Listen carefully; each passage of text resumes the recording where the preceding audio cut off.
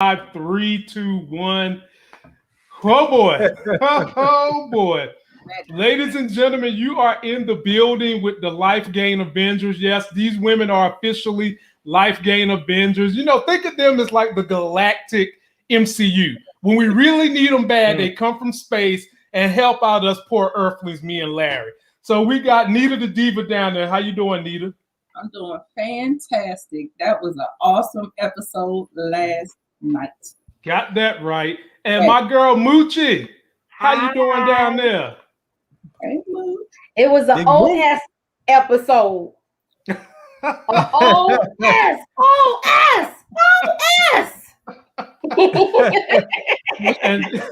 And ladies and gentlemen, the living legend, y'all know him as Larry. How you doing, my brother? Man, I'm good. I just have to say, if I'm Tanassi's neighbor, I'm breaking my lease. You know? Right. What the hell, man? Like, bullets come through the wall, they come through the floor. I mean, homeboy took like 5 bullets, still won't dead down there talking shit. Just you know, I'm like, bro, you got more cats than you got more lives than a cat. You still down there ain't dead yet. I was like, man. Yeah, I'm gonna have to be out. I'm gonna be like, man, I can't deal with y'all. I'm moving to somewhere else. I don't know. So, ladies and gentlemen, just because of all the death, of course, you know I had to do a little rest in peace LP to celebrate and pour out some liquor for our dead Negroes on Snowfall. Here we go, and y'all might see this a couple of times too. Let's go ahead and get the party started right now.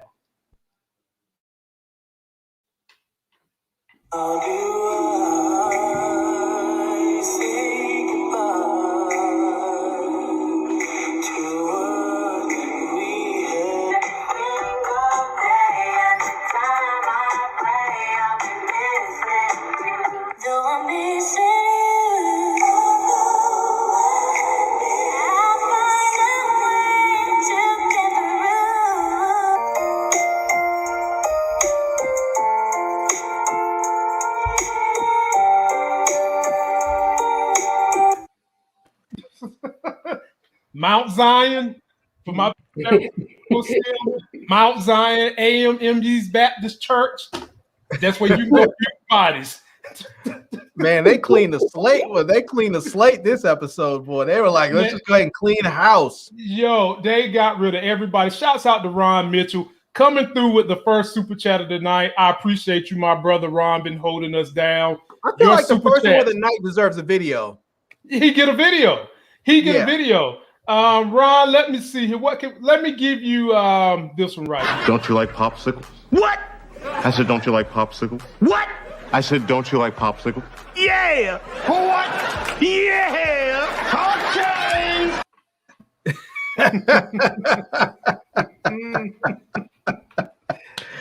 Oh, damn. Now I got to pick on Larry, my people, because I told Larry that Irene ass was going to die. He said no way she would die because she was the reporter that broke the story. Well, Larry, her ass is dead. Your boy Lamont was right. Usually I'm 99.2% right. Yes, just 0.2. What do you have to say for yourself, my brother? Well, I do have to say this much. Mm-hmm. When you said that, and I disagree with you, I did have to come back and step it back a little bit and say, you're probably right, but I want you to be wrong. So you did. You did. That's what you said. That's exactly what you said. Mm-hmm. So you were right. You called it, and I still did not want you to be right, but you were, because, you know, Irene, I liked her character a lot. Mm-hmm. I love the way she checked that dude at the radio station when he said, we have Irene Abe, and she said, Abe. She was like, you need to put some respect on that name. That's right. We got another super chat, my people. And with his super chat, he has a question. Eric Iverson, in relation to Alan, says, "Hey y'all, I bet you, Allen Iverson's up there front and trying to stay on incognito with it, trying to change his name to Eric Iverson. Man, we know that's you in there. Let me find out that's Bubba Chuck." Hey, well, if it is, I'm grateful for the $5. You know how I use that money. I use that money to network. I use it to help little YouTubers, up and coming YouTubers, big YouTubers that need specialty help. I do all that, and I try to support my subscribers by getting you guys on the show at some point in time. So I'm gonna give this question to you, Moochie. Yes. Snowfall, The Wire, or Power? He wants to know. Whoa, good that's a question, good one. Eric. Alan. That's a good one. I loved all three. I like all three. Mm-hmm. That's a good question. Mm-hmm. Out of all of them, I like the aspect that The Wire gave with all different. They didn't only do the black people with the crime and the drugs. They did when they did the docs that season. Even though a lot of people didn't like that season, I did. Okay. Yeah, that was a good season. Mm-hmm. And then it all came together at the end. So that's why I like the entire season, because it pulled from every aspect, and then it all joined in the last season. Mm-hmm. Yeah. Well, ladies and gentlemen, I'm just going to make a couple of announcements. Next week, this panel will have 2 special guests from an up-and-coming YouTube channel that are doing great work. They'll be joining the Life Gain Avengers, and everybody up here is an Avenger. By the way, check out Nita the Diva's channel. Check out Larry. And we're still getting Moochie's channel together. We're helping her out. Moochie will be here with me and Larry on Monday to review Godfather of Harlem. The Moochie. All right. Y'all, let's give the people what they want. Let's go ahead and dive into this review. And y'all know I like to start these with one of my favorite clips. And I got a few clips tonight, so you don't just get one. I'm going to start with the clip that gave me newfound respect for Franklin Saint. And you guys probably already know what I'm talking about. Before we do, can we just recognize that I've been riding for Franklin since the beginning? Y'all been calling him a chump and he needs to step it up, and I keep defending him. What did Franklin do? He said he was going to step in front of the bullet, and he did. Literally, well, not literally, because he didn't get shot this episode, but he went and became the dude that all of y'all wanted him to be, and I've been calling it. He was always there. Now, your sister and your wife asked me what I did to stop you. I'm gonna tell them I did everything I could. Come on! Come on! You a stubborn motherfucker.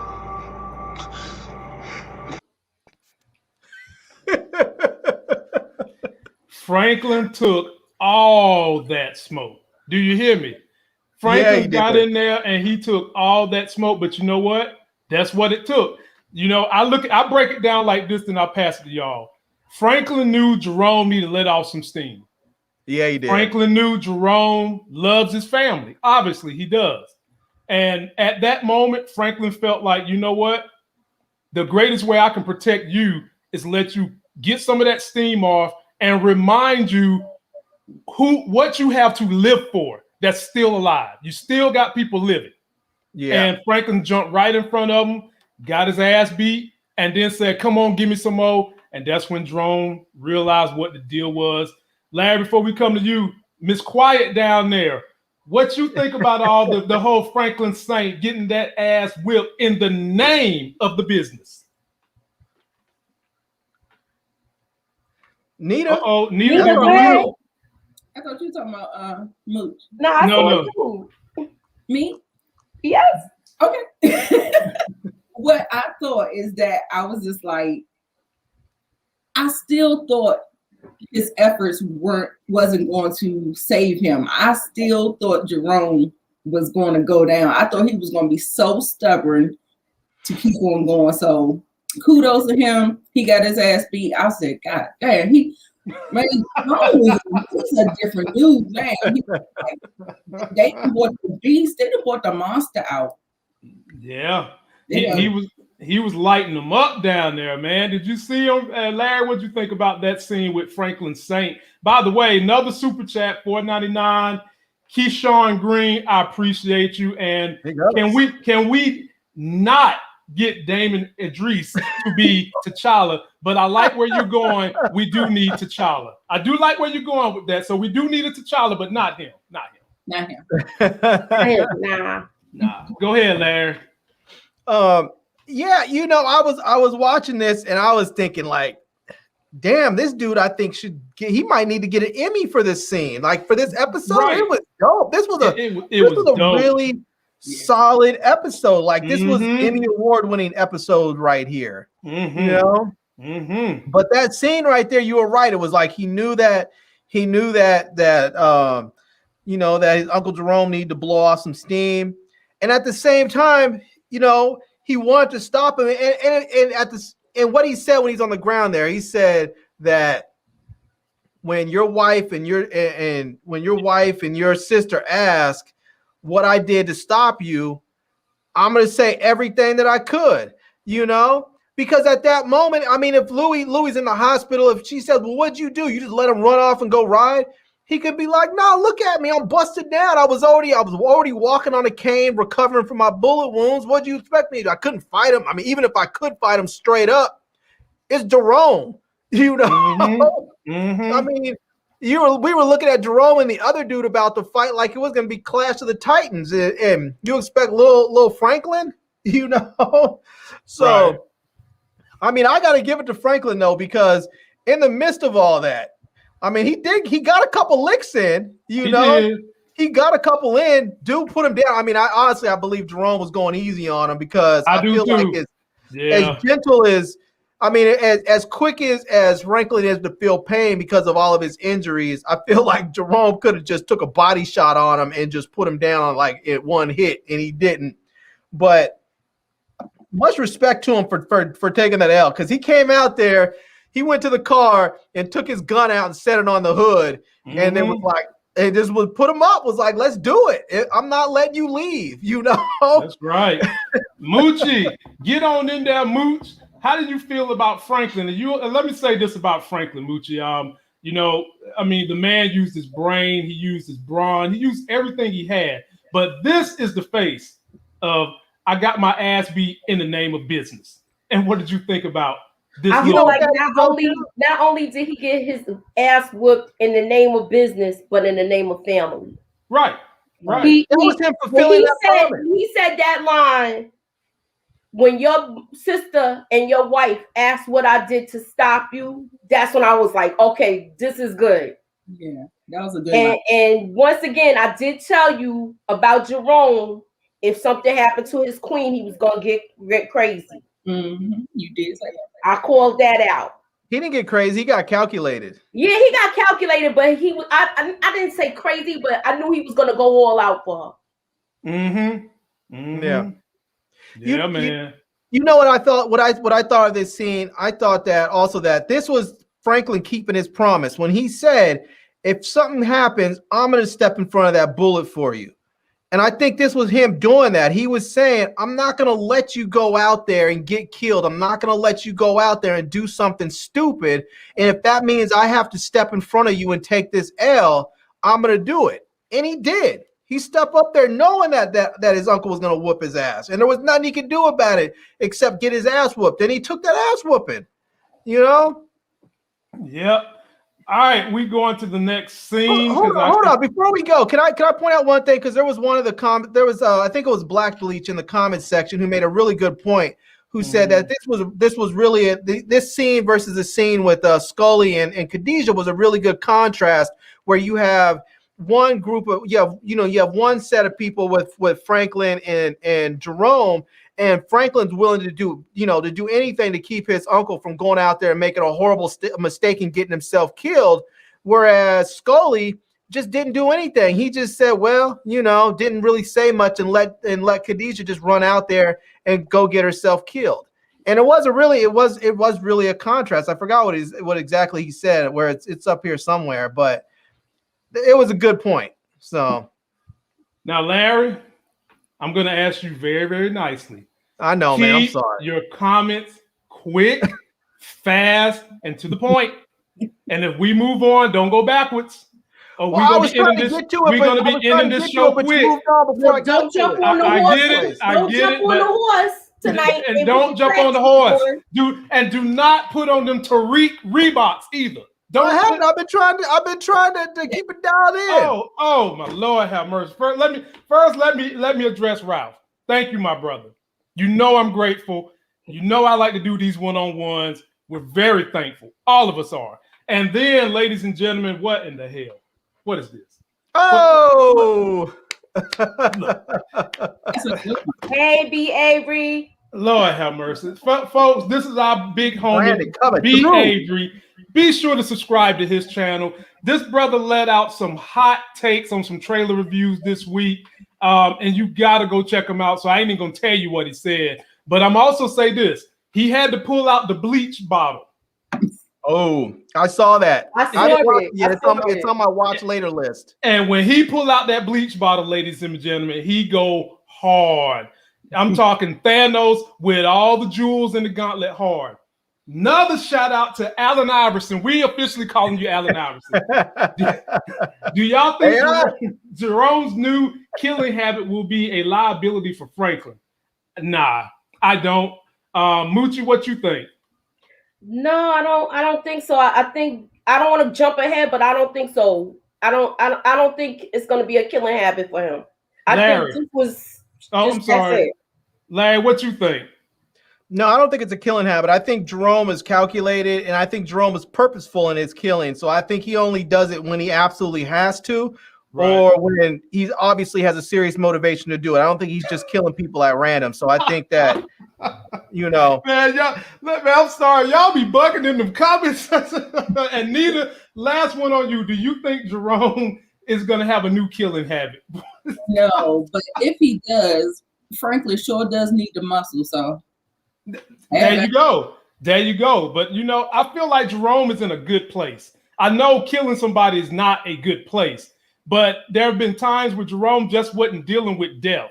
But when death came for his family, y'all seen a whole different Jerome. And I told y'all that was going on. You did say that. And man, look, thank y'all, man. What can I say? Look,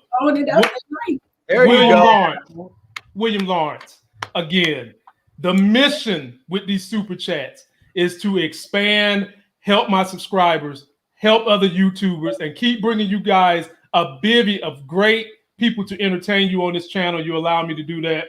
Very, very thankful. We're gonna shout back at you, but let me read this one comment, then we can get on, because y'all be killing me, man. Look at this mess. Scully read a scripture on forgiveness after Khadijah cracked that ashtray upside his head. And which, ladies and gentlemen, is the title of this particular live stream. I said in that title, I'll get to it in a minute. I'm about to jump the horse because y'all about to make me jump the horse too, and I can't jump. I'm the host. I can't be jumping the horse. Let me get back on mission. The show starts out with they done caught Tattletail tenacity from last week, and Franklin's basically telling her, "Look, you could have came to me." Which, did y'all see the passion in Franklin in this scene? I really felt like in this scene he had feelings for this girl because he seemed legitimately hurt. And so basically, he gets his phone call and he's like, you know what, Peaches, you stay here with her. Nita, we coming to you. Break this scene down and how did it make you feel? Well, I know she was sweating. I was sitting there. She was trying to talk a good game. And like he said later on, and we'll get to it, but she thinks on her feet. Mm-hmm. I will get to it. But I really just like this scene because, like I said, you saw the old Franklin coming back, and the way he ended up using her was just brilliant. Yeah. He used her some kind of good fashion, man. And Moochie, what'd you think about the opening scene, which you sent to me via Facebook to say, Lamont, play this tonight because I got the first 2 minutes. That was Moochie fine, ladies and gentlemen. Look, she was scared and she really thought she was gonna die. And she spilled all the beans. All the beans and added the gravy on top. So look, I understand, I knew why she did it because of the brother, but now that you know the whole story, you understand. You understand why she did it.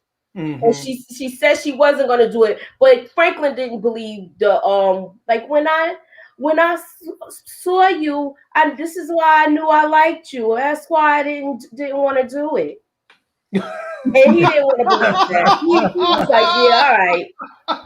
Oh, Moochie, why are you trying to put on the sexy voice? Let me find out. That's why I fell in love with you. Oh my God. Y'all listen to Moochie down there trying to turn on the sexy voice. Who you trying to entice, Moochie, on the low? I'm not trying to entice nobody. I'm just trying to shout out some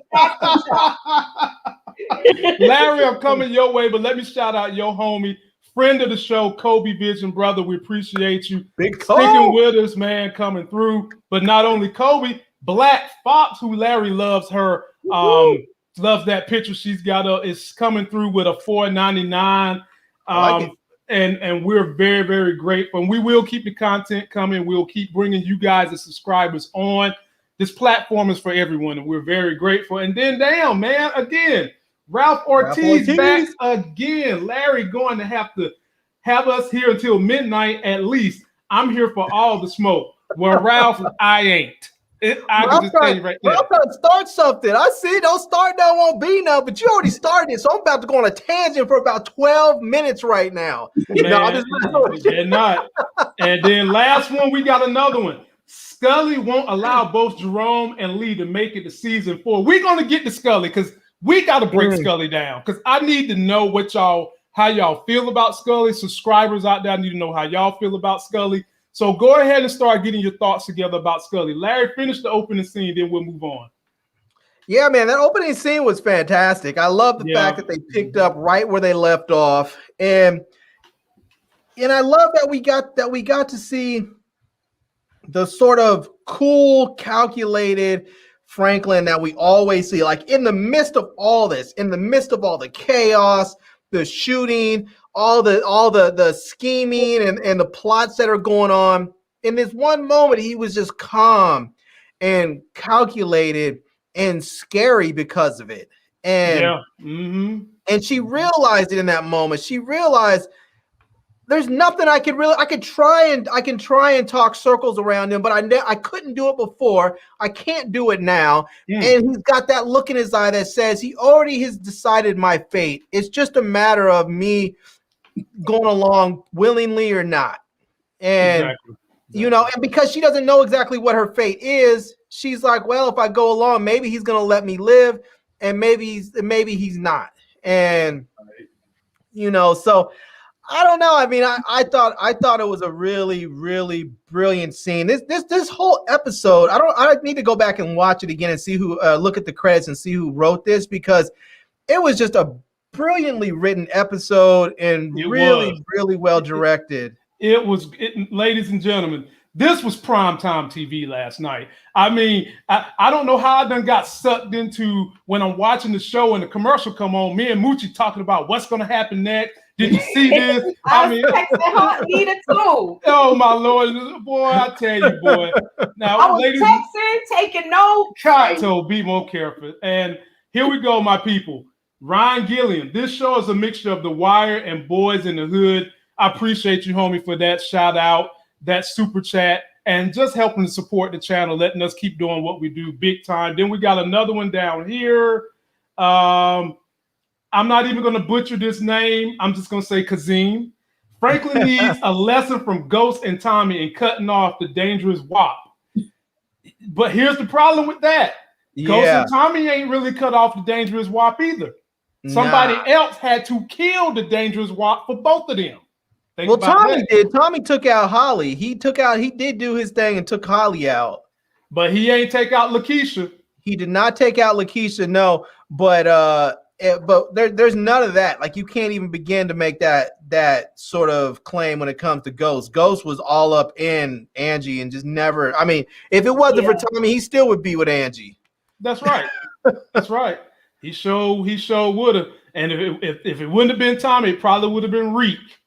All right, Moochie, I'm coming to you next. Moochie, I'm coming to you next. You ready? I know you got that notebook. Okay, what we talking about? We talking about this right about here. How Rita and Tommy might be in a relationship in this next episode, in this next series. No, we talking about they done found that, Franklin has calmed Jerome down and has let him know that it's an inside job with Tenacity. They done rolled over to Tenacity's crib. They got her making the phone call to Man Boy. And as you can see, Jerome's sitting there with that piece in front of Tenacity's face. How did you feel about the way Franklin brought Rome over there to basically intimidate Tenacity into saying, look, you're going to make this phone call. And we saw more depth to Tenacity's character because, like you said, Moochie, she quick on her feet. And in that phone call, when Homeboy was grilling her, she was quick on his feet. Break it down for us. That's when Franklin observed how much of a good liar she is. Right. Oh.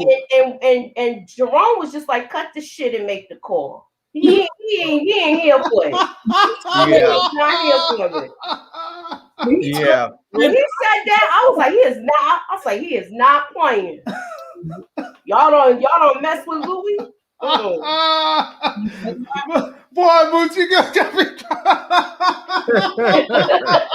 It's like, Nita, take the wheel, Nita, take the wheel. All I know is when he turned that gun, I said, oh shit. He's playing with y'all today. He was like, oh my God, he was off the leash and he is gone. Yeah, man. Get in there, Larry. Get in there. This our boy Rome now. He representing the old school. I'll tell you, when I saw the all black with the hat and the Uzi, I was just waiting for him to like kick in an NWA song in the background or something, man. Yeah, baby. I was like, dude looked like he was for real. So I loved Jerome's intensity during this episode. He was not playing with people. He was like, forget all the the talking that people normally do. He was like, let's just get it in. We have work that needs to get done. Get it done. Mm-hmm. You got it, man. I mean, like Larry, let's think about this though. Think about what Jerome is going through. Now, I know he's put himself in a bad situation. He's in the drug game. That's a bad situation. But if you lose a loved one at a funeral and you kind of been a even-tempered individual, there is something that makes us all go over the edge. In this episode, we've seen exactly what that was. Not just a funeral, Lamont, but a funeral that his girl didn't want to go to, and he convinced her to go to it, saying we needed to show up to pay respect to the homies. And she was like, nah, it's a bad move. It's stupid to go. And he was like, you need to go, and pressed her into it. And then she got shot. The exact thing that happened that she said was going to happen happened. It just didn't happen to him. It happened to her. Right. So he's dealing with guilt. On top, yes. Usually that stuff manifests in men in anger. So I just feel like that PTSD. I don't know. He could because I just feel like it was just too much going on, and he was just like he's out of control. I mean, he already had it from the first shootout. PTSD.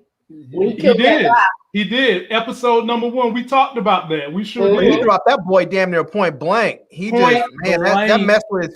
That messed with his emotions a little bit. Man, can y'all believe we've been riding with this thing 9 episodes and we still remember episode number 1 from this season. Here we go. Yeah. All right, Nita, we coming to you first. Yeah, man. We coming to you first, Nita. Here's a great scene right here. So the revolution will not be televised. It's going to be on the radio. Irene the Tattletail is trying to clean up her mess when she should have just took her ass out of town and laid low and just stayed low. But you know what she said? Damn that. I'm fighting for the right. The right to do what? The right to die. The right to what? Whatever she's fighting for it. She's up here telling the story without putting in names. And all while she's telling the story, look who's hearing it and is pushing tape recorders off the table and record players off the table. Your boy Teddy. Nita, you get first crack at this scene. He was pissed. Teddy was pissed. But Irene, oh my God. She got on my nerves so bad this episode. Like, I was like, bitch, you don't listen, you don't learn. I was just like, didn't they just? Oh my God! I was just so frustrated with her that she just actually went and did that. And who big dummy was sitting beside her? Ooh, ooh, ooh. Oh my God! Yeah. You signed your death warrant. That's I knew she was dying then. She signed the death warrant at that table. Yeah. So on you, Larry. So on you. I mean, we knew this was gonna happen because there was a little bit of foreshadowing to it when Reed went and had that conversation with what's his name? What's the arms dealer's name? Avi. Yeah, Avi. When he had that conversation with Avi, we knew that this was gonna happen. Yeah. Because Avi told him, he said, "Don't do it." He said he warned him. He said, "Anything you do to mess with this situation is just gonna push back on you. So don't do it." So we know that Reed doesn't listen. Nope. Reed is hard-headed. He does not listen. So he is just as stubborn as Franklin. Yeah. I mean, the thing that doesn't make sense to me, right, is that we have Irene, grew up in this neighborhood. She's street smart. She's book smart. She's whip smart. Why are you going to be in there with a CIA agent in this bar and accept a drink from him? Right. You I don't understand that. Take them sneakers off. Larry, take off the sneakers, man. Take off the sneakers. Take off the sneakers. My bad. Moochie, finish this up, man. Clean up for him, man. Lord have mercy. You guys got me talking about her, man. My bad. Look, take them sneakers off. Hey, look, Larry, have they gave you a contract? Have they gave you a contract for the Reebok and you ain't sharing with your boy? Is that what's going on for the Olympics? It's in 99 days, man. I'm training for the Olympics. Take the sneakers off and get off the horse. Go ahead, Moochie. Get us on through this scene. I was so mad when I seen Alton there. I was like, what the heck is he? Like, are you all right? What the heck was he doing there? I'm like, why the heck was he there? And I said, they both gonna die now. I think he set it up. I think right. that was. And then she corrected him with she corrected the radio announcer with her name. That was even worse.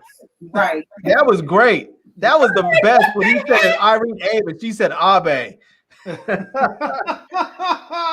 That was the best. That was like trying to check in his ass. Like, come on, put some respect on that name. That's what she was saying. So Moochie, talk a little bit about how Teddy is feeling when he hearing this mess on the radio. It's like, what? He's like, now y'all don't push me to the limit where I gotta do something that I don't want to do.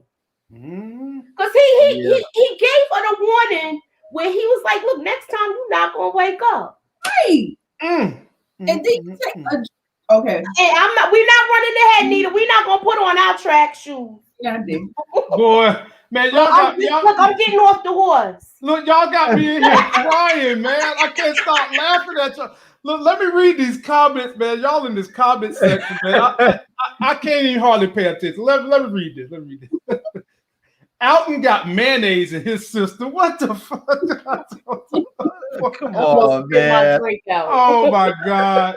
And then my boy Allen Iverson. This must be Allen Iverson. This is his third super chat.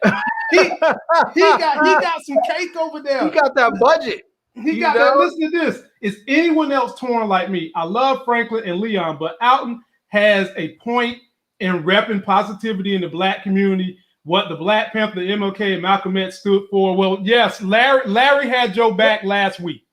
I weeks got his ago. back with that, right. But I just feel like his approach was wrong. He should have sat down and talked to Franklin and them before he talked to that reporter.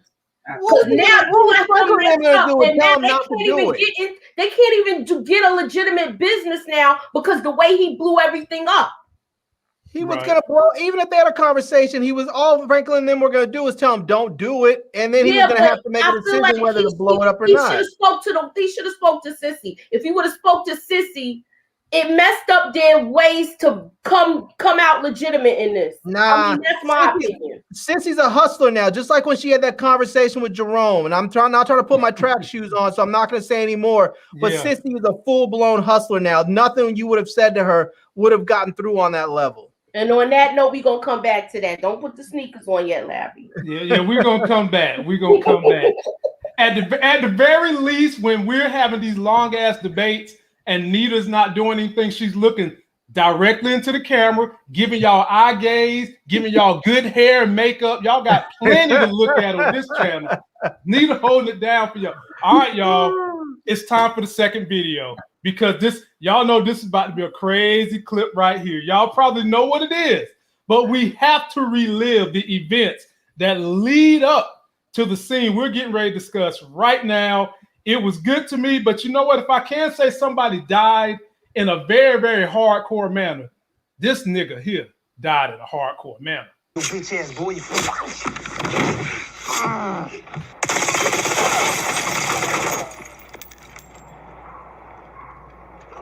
Jerome, his nephew's bitch.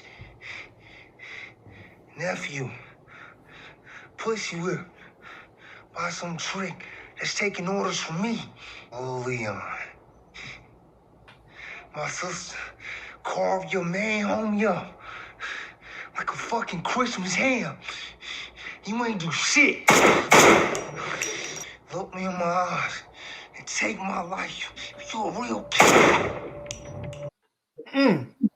I love that scene, man. I love that scene. Man, Franklin was not playing with that boy. Oh my Lord, have mercy.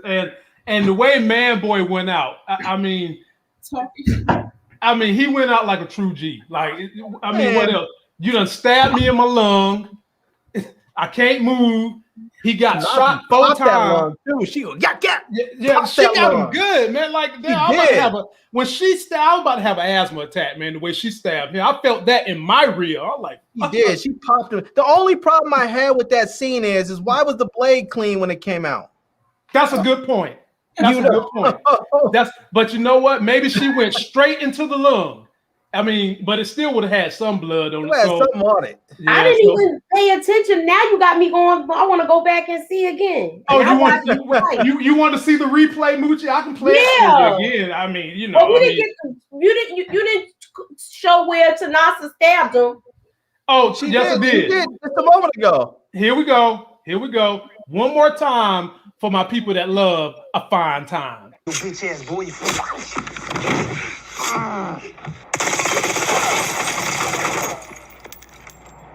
Kato, be more careful, boy. His nephew's bitch.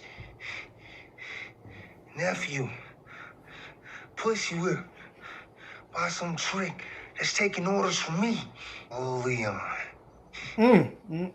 My sister carved your man homie up like a fucking Christmas ham.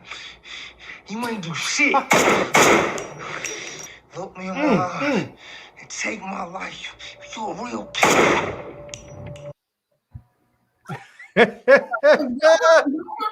this is where Tanasa swore that Franklin is gangster. That's how you kill a motherfucker right there, boy. At this point. Go ahead, Moochie. You go first with the scene. Then we coming to you, Nita.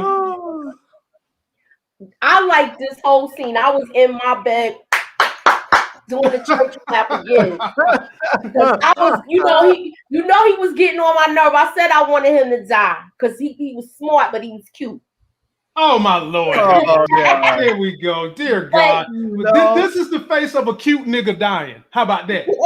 Oh man, look at him. He looked like he constipated. But he did go out like a G. He did go out like a G. Oh, Franklin put that cane on her hand. That was another. That was the part. Yeah, that's when I texted the little canes, right? Yeah, that's what. Moochie, stay off the internet, man. Go ahead, Nita, because I know Nita. Nita got the cup ready. Y'all about to get some good content now. Nita sipping from that red cup. No, that's it. I feel like we got to this scene kind of early. Is this the same scene? Okay. It might be the red cup. My bad. It was good. I thought he had her. I'm so glad Franklin was thinking 2 steps ahead, and they was able to predict that he was going to come to the thing instead of the meeting place. He was going to come, get her. And when they started tussling and stuff, I was was like, bitch, he got a gun, you got a knife. And he could have shot her. And I'm like, oh my God. But, you know, lo and behold, it happened. But I felt like they let them tussle a little too long. I'm like, he should have just came out and did that. Like, I don't know, but it was good. And yeah, he talked too much. You know how Kaya say, Kaya, you talk too much. I was like, what's in them bullets? Rubber? Like, I could not believe he got shot, stabbed all them times. He was like the Terminator. Yeah, right. I was like, oh my God. Oh man. Yes, but Franklin stepped up like he said he was. So that speech last episode was accurate, and he handled all of it. So kudos to him. Larry, you get last deals, but let me add something else in there. Did she really think they was about to just let her walk her tattletale ass out the door? No. You know what I'm saying? Did she really think they was going to just let her walk out the door? Not only did they not let her walk out the door, but they left her with the cleanup of the crime scene, the guns and everything. And Franklin did say that he's going to look out for the brother. So, I mean, at the end of the day, Franklin still kind of took care of her. But, Larry, what is she going to do to get rid of these bodies? Man, I don't know. She's got to call somebody. Is she going to, I mean, Franklin told her what to say, but that don't got nothing to do with what happened outside when Jerome went Terminator destruction of death. He went Archangel out there on them people. They didn't even see it coming. They was busy looking at the front door, thinking when they heard them two pops that was man boy killing her. Right, man. I'm sitting up here looking at and laughing. Yeah, I'm right, Larry. I'm sitting here looking at these fools like y'all over here having orgasms, happy somebody getting shot, and then next thing I know, rat-a-tat-tat. You know? Come on. Yeah, man. I mean, I love this scene because you know, I always when I'm watching these movies, I'm like, why do people always want to have these long ass conversations and diatribes before they kill somebody? I'm thinking to myself, if you want to have a long ass diatribe, get a YouTube channel, come on here with Lamont, and then talk for 12 minutes. But otherwise, if you're about to kill a dude, just pull the trigger and be done with it. And so what dude was like, if you're gonna shoot me, look me in my eye. Dude was just like, black. Right. Done. It didn't even matter. He was just like, nigga, I'll look you in your eye. What's pop.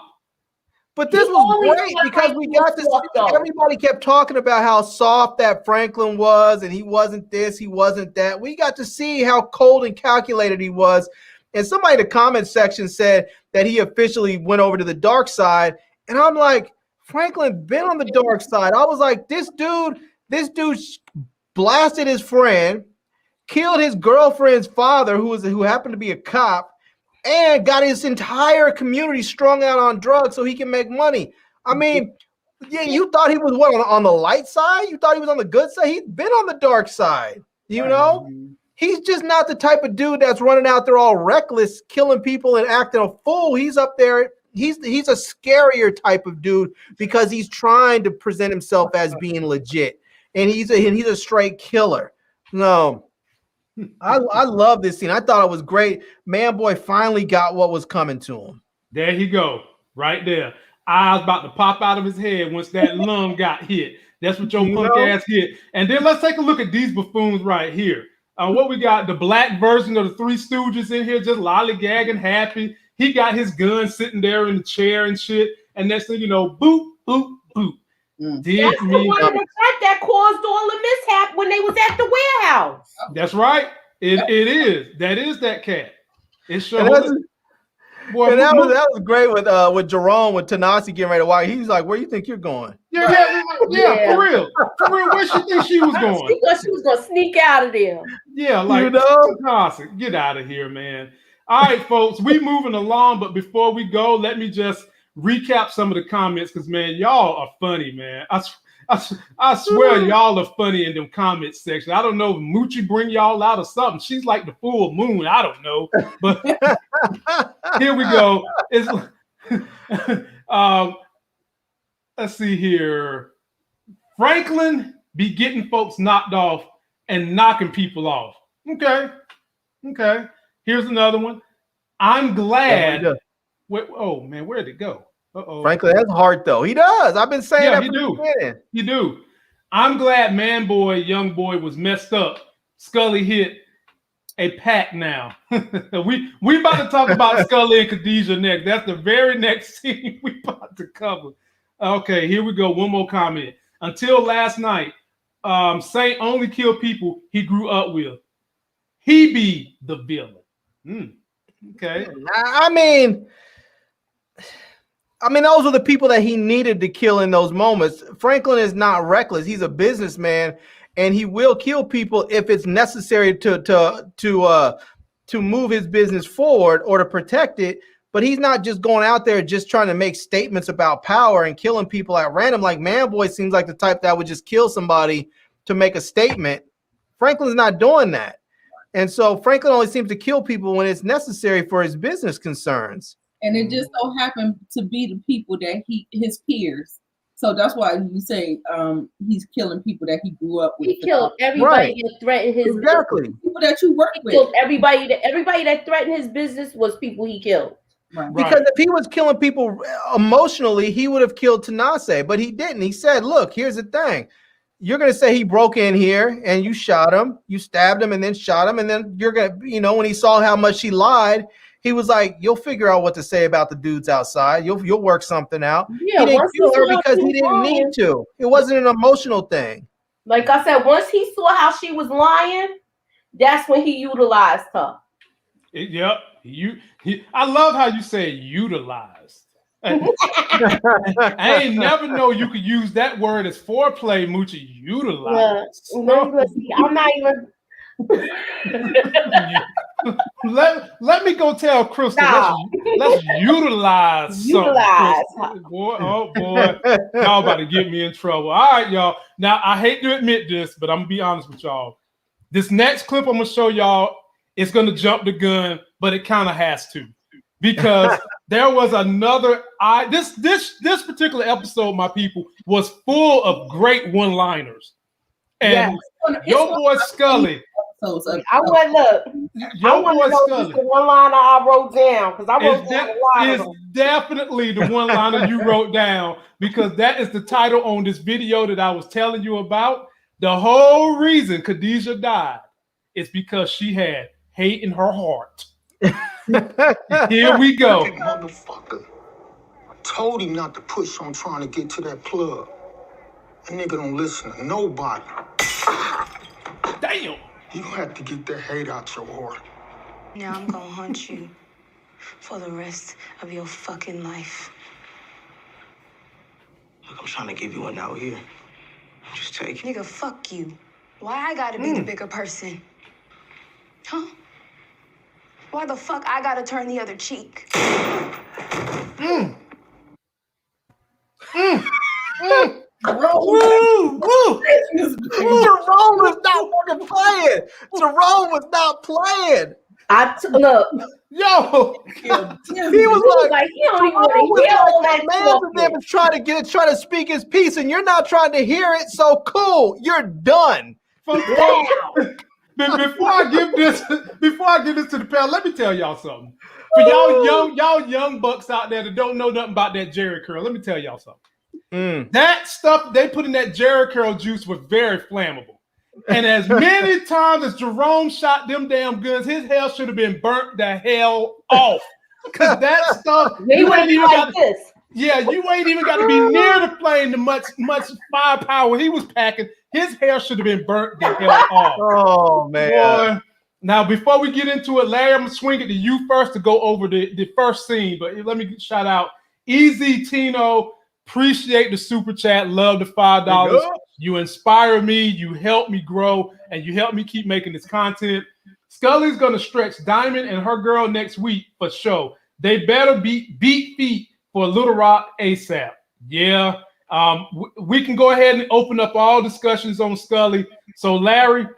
Oh, you got another one. Oh, man. Another one. I can't keep up with this stuff, man. Y'all treating the brother special tonight. That's great. Okay. Let's see here. Ryan Gillum is back with another $5. Thank you, my brother. You know how we're going to use it. More people got hurt because of Leon. It makes you wonder how everything would have played out if Franklin gave up his friend to Man Boy. It would have been the same, in my opinion, because once he would have killed Leon, he still would have been trying to be the plug. So, I mean, I see, it gives you the vision of why Franklin did what he did. So, Larry, I'm in here with you, my brother. You get this scene. What was you thinking when Khadijah hit my man across the head with the ashtray for him just basically telling you, look, I told your punk ass brother not to go do nothing. And then he gets in her face and say, girl, you need to get the hate out your heart. I love every minute of it. Then the very next scene, Larry, she gets on the phone and she called the SWV bitches. Oh, man. And them chicks, I didn't realize they were still stripping. They're making all that money running around killing and kidnapping fools, and they still stripping. Larry, not only is they making all that money stripping, but Larry, they need to go get themselves a Robin Hood account. This dollhouse. This chick is painting a damn rocking chair in the dollhouse, with money all over the counter. I was like, what the hell? Yeah. Multiple streams of income. Oh, that's right. That's right. The new well-being is multiple streams of income. My bad. Oh, thanks, Nita. My bad. I forgot. Go ahead, Larry. I'll tell you though, man. When I saw when she hit him up over the head with that ashtray, I was like, damn. Just the way that he responded to her, instead of just like grabbing her by the throat and being like, what the fuck is wrong with you? Just like, tell her you need to get that hate out your heart.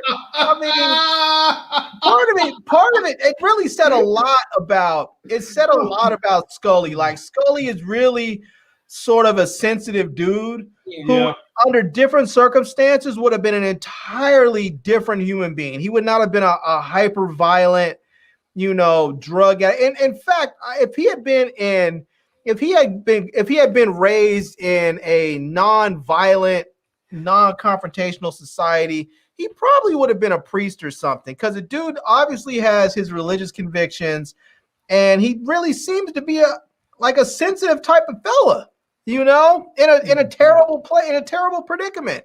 So, I mean, Khadijah was the exact wrong type of person for him to have in his life, but he did, and I'm just hoping. I know that what people want to do is go out and get revenge. It's in part because they're angry, in part because when you're on the streets, you need to save face. But I'm hoping that he doesn't. Okay. All right, Nita, get in there, Nita. Tell me what you liked about this. And hold on, before we go on, I just want to point out, Scully has lost a lot too. He's actually at this point now lost more than Khadijah, because he's lost his daughter and he's lost his baby mama. So he's lost. So I'm hoping that he cuts his losses right there and doesn't go any further. Right. You can forget that. He was already spooked from when he feels like, because he put that guy on the cross out there like that this is why this is happening. Yeah, I don't have it in him no more. I think this part is like the last straw from that. I don't think he's going to recover, because he put the baby's death so hard, he still didn't get over that. And then now she turned out to get killed. I don't think I thought that they he could go either one or two ways. He can either go where he can retreat and cut his losses, like Larry said, or he can double down and become more of a, we still need a villain for season 5. So I mean, not villain, but we still need people and players and stuff like that. So I wonder which way they're going to go with it. But Khadijah, that bitch is savage. You hear me? She more savage than he is. Like, she was on a mission, straight mission, and also phone call. I'm hoping. Did she say who told her that? I don't know, but he's going to dealing with a lot of guilt, because of he didn't go with her because she asked him to come. So right. He could be dealing with that. It's a lot of emotions for him to, like I said, men tend to deal with things through anger, but we'll see, because we see that he's kind of retreating into religion and trying to get himself right with God and stuff like that. You know what, Nita? I don't think he's gonna go after them, because if you look at the response that he had for when his daughter died versus when Khadijah died. When his daughter died, he was angry. He was out of control. He was hostile. He wanted to go kill somebody. He was trying to fight the security, or not the security guard, the coroner. He was a mess. He was crying. He was in tears. He was a mess. When Khadijah died, he kind of quietly and calmly kissed her and sort of just said goodbye. Mm-hmm. It wasn't that same sort of visceral reaction and emotion. It was almost sort of a release, Glass on the head. No, yeah.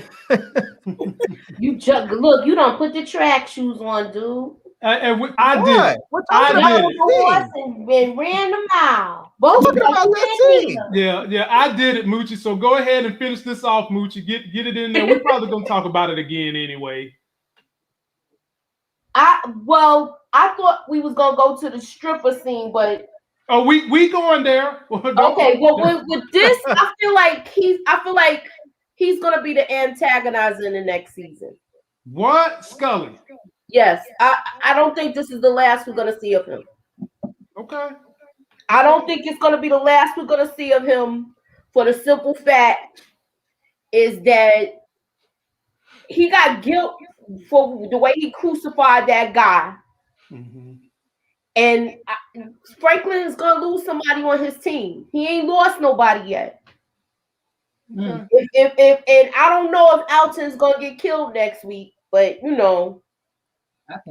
I think so. I don't think he's gonna get killed next week. I don't think he is either, but for some reason I feel like he's gonna come back next season with a vengeance. Mm-hmm. It's not gonna be the first 2 episodes either. It's gonna be like how somebody have a rebirth of evil. It's gonna be some crap like that. Okay. I don't think next season's going to be at all about Skull. I don't think he's even going to be a part of it. I think he might show up, but I don't think he's even going to be a significant part of it. I think next season's it's going to be all, because they already sort of foreshadowed it with Man Boy when he said all these niggas are going to turn on you, and he was naming them all off. I think next season's all going to be about internal strife, internal with his own crew, and internal with the CIA coming after him. So I think it's all going to be internal stuff next season. We shall see. Moochie, this one goes to you first. So we finally get a chance to see that our homegirl, Louie, she is actually still alive and kicking and wants to know what is the plan, because Franklin went in there and told him, and Jerome told him exactly what was going on, and she wants to know what's the plan to get things done. Was you happy to see that Louie still surviving? And I always felt like they was going to have to keep her around. And I think Larry said it too, because the connect that they got in St. Louis is Louie's connect. Right. And she's the glue that holds them together, not Jerome. Can y'all imagine Jerome trying to go down to St. Louis and run the ship? Hell no. Jerome does not like it out there. He thinks those people are just super country and does not like it. So that was kind of where me and Larry was coming from, why we didn't think she was going to die. But Moochie, floor is yours. I feel like at this point, they didn't listen to her the whole season when she dropped jewels on them. She told them to kill Man Boy. They didn't listen to that. Right. She told them 3 times something to do, and each time they didn't listen. And now, this time, I'm glad they're taking heed to what she is saying. Mm-hmm. Larry, Louie alive. Yeah, I think this is going to set it up for Louie to be a much more integral part of the organization next season, because they didn't, like Moochie said, they didn't listen to her at all this season. And every time they didn't listen to her, something terrible happened. So I think that now that they've actually been able to get through all of this, I think they're going to listen to her in a much more realistic way. They're going to start to say, okay, hold on a minute. She might have something to what she's saying. Let's take a moment and listen to her, see what she has to say, and maybe we ought to just go ahead and do what she says, because maybe she's able to take a step back and look at things from a bird's eye view and see all the pieces moving. So I think they're actually going to probably look at her, and we'll probably see Louie play a more integral part next season, which could be good for her in the sense that she'll have more power in the organization, and bad for her because it probably means she'll get killed. Right, and I hate this. I hate that. But coming to you, Nita. But let me shout out Ryan Gilliam, who is competing with Allen Iverson for the most super chats tonight. He's hit us with another one for $5. Thank you, my brother. What are y'all's predictions for Leon in season 5? We'll get to that. Let's get through this review first, then we'll get to our predictions for next season, especially when we have our show next week, because that's going to be all about some projections for the next season. Ryan has those Jesus locks. Hey man, get it in there, brother. Nita, this is on you. Now I must say this too. Who plays a better someone sick in the hospital, someone that's been shot in the hospital character than Louie? Damn, Louie. I feel your pain, Louie. Oh no, I'm gonna tell you who plays better than Louie is sick in the hospital is Wanda. Let's not forget Wanda was looking crazy in the hospital. Yeah, you're right. You're right. Never mind. Go ahead, Nita. So with me, they better listen to her. They better listen to her because you know she pretty much almost lost her life because y'all just won't listen to her. Listen to women, y'all. That's all you gotta do. Okay. Nita, short and sweet. She's just saying, listen to the woman. I guess if you married to Nita, happy wife, happy life, huh? Shoot, I like to say happy spouse, happy house, because you have to include men in that too. If we're not happy, we can wreak some havoc. Mm-hmm. Definitely. That's what we say in this house too. I used to try to do the whole happy wife, and Chris was like, that's not right, Lamont, because if you're not happy, just because I'm happy don't mean we happy. And I said, you know what? You said it, not me. Thanks. Anyway, moving right along. Next we get Teddy. Oh boy. Now, I'm going to give this one to you, Mooch, because is he really and truly officially fired? What is the deal with Teddy right here? I think he did this because he knew what he was gonna do with Eileen. So he knew that if they didn't split up, Gustavo's not gonna leave there. No. So he had to get Gustavo out of there and tell him, look, we're gonna have to split up for a while, and he's gonna hook up with him later. Okay. And Gustavo is a character that I like, and I just want to know what I want to know when we discuss next season. What are they going to do with him, Larry? What did you make of this scene with him? Basically, dipping in essence. I'll tell you the first thing that I thought about this scene that I absolutely loved is the amount of genuine concern he seemed like he had for Gustavo. I mean, let's not forget Teddy rode for this dude. Like when they went after his mans and them, Teddy could have just said, well, let's go ahead and let the police handle it or whatever. He didn't. He strapped on a vest, went against his own agency's wishes, went against the wishes of the Mexican federales and whatever that security agency they have. And they went to that cop's house and blasted everybody. I mean, Teddy rode for that dude. And I think because his own brother's dead, I think he kind of looked at Gustavo as sort of like a surrogate brother. And when he told him, don't trust them, have an exit plan. They don't care about you. He's letting them know they will toss you out to the wolves. They will leave you in the cold if you don't have an exit plan. And he said, I always do, kind of letting them know, like, I love you. I like you. You're my boy. But I also don't wholly trust you either, Mm-hmm. So, I mean, in this, I don't think they're getting rid of Teddy here. I think they're just probably reassigning him because I don't feel like they ever really fire you from the CIA like that. I mean, unless you betray your country. I don't think so. I mean, let's not forget Teddy before this, they said that he had a long career in the in the CIA. He was in Cuba and all over South and Central America.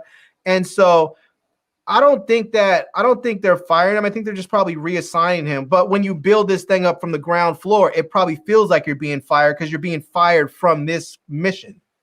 Right. Okay. Nita, any thoughts about this scene? My man's leaving, got his bag packed. Man, it was touching scene. Touching. It was a touching scene. And what I realized is that Teddy really messed with Gustavo. He really kind of had they ended up developing a bond when they were working together. And I like how Gustavo was just like, yeah, I always do, because he a Mexican, he's a minority, so he always got to watch. Just like with Black people, we always kind of have to watch our back because we just have to, because we're just minorities in here. Well, not really minorities, but whatever. You know what I'm saying? We ain't white. So, yeah. So that's what I thought, and I thought, I'm glad that he kind of it was touching. It was like the stuff that he said to him, and he was imparting on him. Like, are they gonna ever see each other again? It don't look like they're gonna see each other again, right? No, they're gonna. I mean, maybe they was trying to portray it to us like that's not gonna happen, but that's gonna happen. I feel like they're gonna hook up later. And remember, he still got that fax showing the indication that he was really looking for Lucia. Right. And for all we know, she might come back next season. I think she's coming back next season. I was just the thing that's so interesting about Teddy is he seems like he's a complete recluse in a lot of ways. Right now, he's drinking a lot. He's doing drugs. He seems like he's out of control. But then at the same time, he still is doing everything that he's supposed to do. He still has everything that he's supposed to do lined up, and he's getting it done. And he keeps his word to people. If he tells Franklin he's going to do something, he gets it done. If he tells Gustavo he's doing something, he's doing it. And he's doing this in the middle of all the other hellstorm that he's in the midst of. So, here's a great comment from Goddess Godiva. Okay. I'm assuming that's a chocolate sister. What the Godiva stand for? What I'm saying? She's saying she's an expensive Black woman. That's what she said. Okay, okay. You know what? You can just get me some Walmart chocolate. I'm good. But anyway, you know what? everyone lost someone this season. Teddy, his brother, Gustavo, his brother, Scully, everyone, Leon Fatbat, Sissy Alton, Saint, trust in women. Saint, forget about trust in women. Saint lost his dad. Basically. Yeah, he lost his dad because, like, when that scene in the hospital when he said, "What are you doing here?" and he said, "I came to check in on your mama," and he said, "That's not your job anymore." Well, I mean, do you ever feel like that Saint and his dad mended their relationship from the very beginning when this show started? I thought he mended his relationship when he sent them to the library to read up about all of the stuff. I agree. I feel like there was I'm not talking about this season. I'm talking about before that. Right. And I agree with Moochie. Okay. Huh? I agree with Moochie. I think there was a time when they really started to mend their relationship, and they were really sort of a true family unit. And then it just sort of all blown up. When they gave him the birthday party, he earned everything back that night. So Wanda was cracked. Yeah. Black Fox.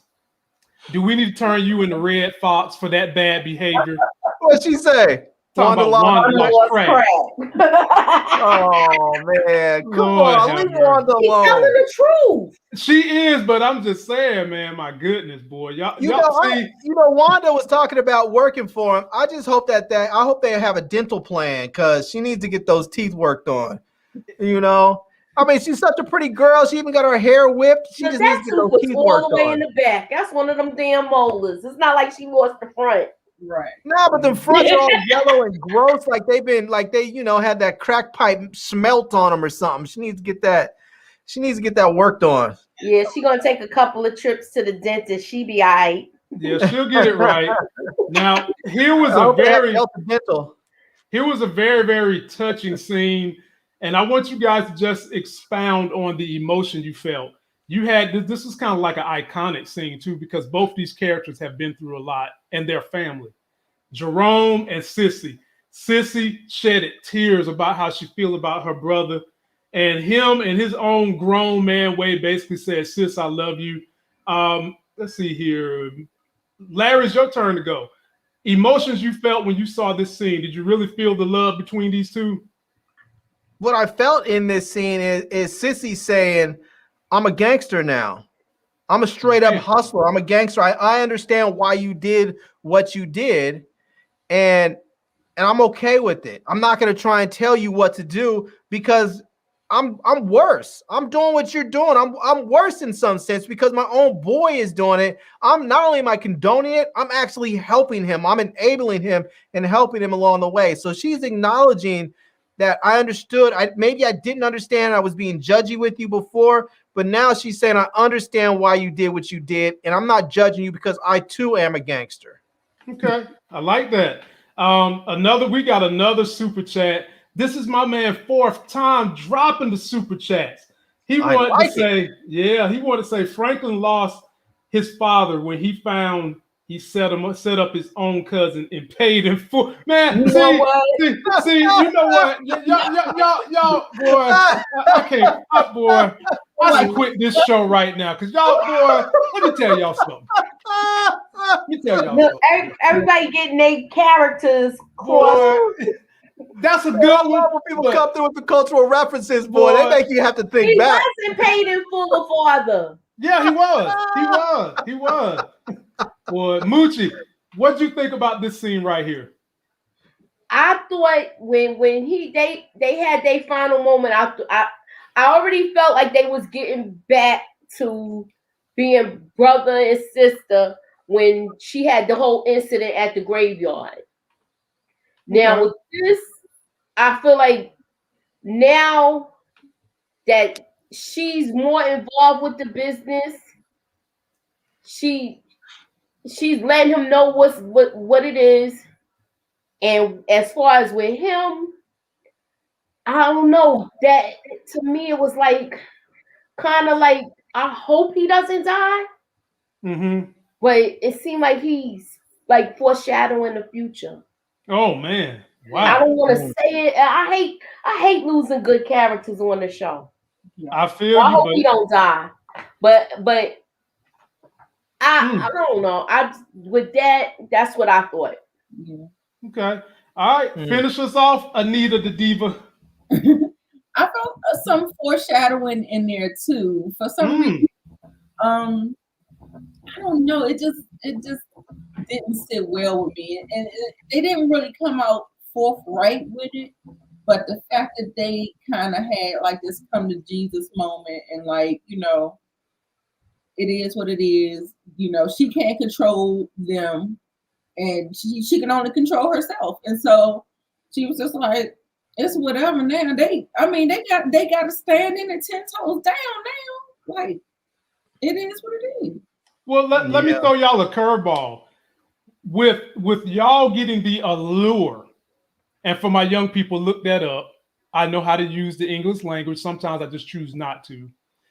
With them giving the allure that Jerome was going to die, could y'all be missing it and that they off Sissy next week? Maybe Scully, he done cross back over to the dark side and he decided he got to take out somebody. And instead of the foreshadowing be Rome, could it be Sissy?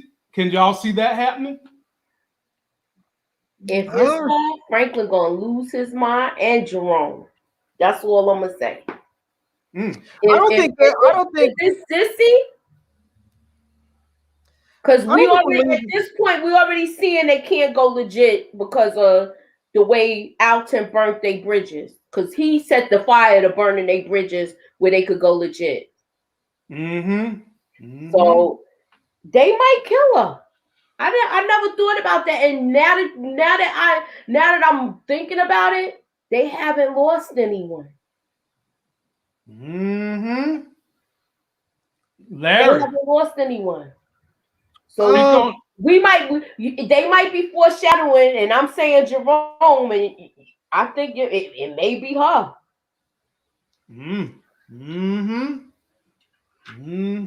Well, go ahead, Larry. Yeah, I don't think we're gonna lose anybody this season. I think next season, like people were talking about, Jerome probably is gonna get killed next season. I think that's likely because we're starting to see Jerome. I don't want to say turn into a bad guy, but he has become someone who's willing to kill and doesn't really feel bad about it. And those are the people the writers usually take out. Whereas with Leon, we've seen the exact opposite in his story arc, where he started off as the gangster dude that Franklin needed around because he was willing to put that work in. And now we see how he's had the exact opposite story arc where he's feeling bad about stuff. He wanted to take that moment with Khadijah and apologize to her. He was trying to give her an out. He wanted to give her the opportunity to not go down that route and have to be killed. He wanted to say, I'm sorry. And she wasn't trying to hear it. But what's important about that is that we're seeing that Leon is not the cold-blooded murderer, bloodthirsty dude that he was sort of presented in the beginning. He's not that cold-hearted gangster. He's actually somebody who may have grown up around that. Was it that maybe that was expected of him on some level, and so he did that? But that's really not him at his core. And and so I mean, people often talk about when you're in times of adversity, it reveals who you are. And we're seeing that when push came to shove, he wanted to apologize. He wanted to do what he thought was the right thing. Whereas at the opposite end with Jerome, when push came to shove, he wanted to kill people. He wanted revenge, and those people generally don't make it out of shows alive. So I'm calling next season that Jerome gets killed. I don't think it's going to happen next episode, but I think Jerome's getting killed next season, maybe by Scully, maybe by somebody else, and I think Leon's going to make it out alive. Okay. All right. Now here's the next scene, and Nita, I'm gonna give it to you first. You seem to like these SWV hoes. So Wanda shows up to the strip joint where she used to work at. And of course, they picking on her, talking about she in love with Leon. And she's basically saying, look, I know where he's at. Y'all get off your stripper pose asses and come with me, and we're gonna get this money as long as y'all give me a piece. By the way, do y'all see all that money they got on the table? No, talking rubber bands. They got stacks of money. Why didn't they kill people? They seem to be doing all right. I mean, my God. They must pay people. It must pay a whole lot for people to put broomsticks as eyelashes and run out there and shake them asses. Nita, I'm giving it to you first. You like the multiple streams of income by these stripper women. Did you think this was a legitimate find by Wanda, or did you feel like Wanda was setting them up? I knew she was setting them up.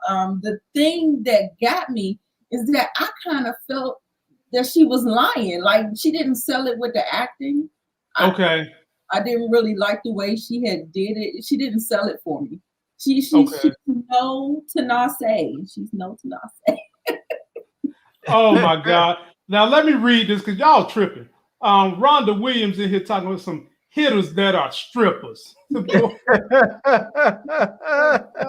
my God. Take this thing, man. Moochie. Take the wheel, Mooch. Take the wheel. Please. All right. When Wanda came in there, she saw the money on the table. Do y'all think she'll be capable of being a stripper next season? That was one of my questions. She got no jump. To what end, though? What? To what end? I said, you don't think she'll be capable of being a stripper? Is she gonna be a stripper, or is she gonna work the homeless shelter? She got a body. I don't know, but I mean, I don't see there's a need for her to be a stripper. She didn't want to be a stripper. She came in there talking that crap so she can get all that money on the table. She was open. I would be scared for her, who's a recovering drug addict, to go back into that atmosphere and try to be hold it together. She already around the dealers now. Nah. Yeah, but already around the D-boys now. I make a prediction that next season she's pregnant by Leon. I could see that happening. I could see that they'll be back together. Okay. All right. She didn't sell it, but when she said the whole speech about when she was in the hospital, how he wasn't there for her, even though we all know she was, that's when she sold it with them. Boy, you know what? The internet is undefeated. Look at OCG girl. You gotta clean them teeth first. Man, OCG, let me tell you something. Let me tell you something about this. She can strip and not show her face, not show her teeth. She can be in there shaking it fast and smile like this. As long as that ass is popping properly and that coochie smell right. They ain't even gonna be looking at the face. They're gonna be looking at the booty. Exactly. Well, I'll tell you what I don't want to happen. I don't want Wanda to start working with them SWV girls, you know. Yeah, man. I don't want her to become a hitter. No, I don't want that to happen. We do not want her working with sisters with violence. No, we don't. Yeah, I don't want that to happen. I want them to just do their thing. But I feel like you have to kill them anyways, because I mean, just like we've already seen, they're not loyal to anything but the dollar. So anybody can come in and make a better offer, and you can never trust to have them around. You know, right. That's right. So I mean, the only thing you can do is now that they've done your bidding, what you need to get done, you just need to have them taken out. Mm-hmm. So Larry, we're gonna come to you with this one first. The discussion between Avi and Teddy, and Avi still sounded like he wants Teddy to come and do some, extracurriculars with him. How do you feel about this relationship, man? Because a lot of people still feel like Avi took Teddy's money, and Avi's trying to set him up again to do another job where he's probably going to jack him for some more money. Speak on it, Larry. I think this scene is beautiful, man, because there's, people talk about, not that I know because I've never been an intelligence officer, but people talk about the professional courtesies that these intelligence officers have, even with different agencies. They've talked about how, officers that work for the KGB, how they, the CIA, how these officers were, how they treated each other. Like they were definitely adversaries, but they had an intense amount of respect for each other, even though they may have to kill each other at some point. They still had a lot of respect. And Avi is a former Mossad agent, and so he understood. He keeps telling, Reed, I know what you're going through. I've been there. I've been through this exact thing where I've had these missions. They didn't go as planned. My government basically wanted to shove me to the side. And I mean, that is how Avi got into gun running, because he was doing something similar to what Franklin was doing, where he was getting guns for these black ops wars, and so when he's telling them don't go after Irene, it's gonna blow back on you. He knows because he did it, and he saw the consequences of it. So Larry, I hate to bust you up, but I just gotta put, man, y'all is killing me tonight, man. Look. Quiet Kid Chris said went from selling crack, smoking crack. Now y'all think she gonna be showing crack in the club, shaking my head. Oh man! Oh my God! Oh my! Oh my goodness! And then we've got a super chat from my people, Infinite Science. Peace, Larry, Mont, Nita, Moochie. We appreciate you, my peoples, and coming through with the big time super chat. Finish your point, Larry. Boy. That's it, man. I think we know what's going to happen. The fact that he killed Irene is going to blow back on him. I think that once, well, we know if they keep true to the story in some respect, where the other articles come out, we know that the other parts of the story came out. So now that he's went and killed Irene, I think the newspaper editor and the publisher are going to be so pissed off that they're going to go ahead and publish the articles. And you done jumped ahead again. I'm not. We're talking about that. Down the freeway. We're not. We're talking about that very thing. He said he was telling him, "Don't do this. It's going to blow back," and that's what we're talking about. That's going to be the blowback that's going to happen. That they're going to come. They're going to end up publishing those articles. Moochie, put your statement in there. I know. I'm telling y'all, Avi stole that money. When I saw this in the coming attractions, I thought he was gonna figure it out and kill him. So I was wrong with that. But he might end up working with him. Yeah, he's desperate at this point. Okay, Nita, do you think that Teddy gonna end up working with Avi? I think so. Avi's smooth, boy. He's smooth. The thing that I when I think about Irene and hoping that she had a contingency plan just in case something happened. So I'm hoping that she does, just to piggyback off of Larry. But yeah, Avi, he's Moochie, he probably did like that damn right because he's so damn slick. Yeah, you need oil gloves to handle him. Well, me personally, anybody that walk around and they damn Hugh Hefner robe every single day, I can't trust that person. Right. Can we talk about Avi eating psychedelic mushrooms on his pizza? Yeah, man. That's what I'm saying. How can you trust that? Oh my God. Dude, my favorite psychedelics are mushrooms, and they go down easier with pizza. I told you. Ladies and gentlemen, this show had a whole lot of classic one-liners, man. It was nuts. Okay, Moochie, you get the floor first. This is when the big setup came. We got Sisters with Violence coming through. They meet up with Franklin. He throws them money and say, work with me, drop the whole thing. And they decide, you know what? That knot he just threw up there, like that's 100 bands, man. And we are entrepreneurs.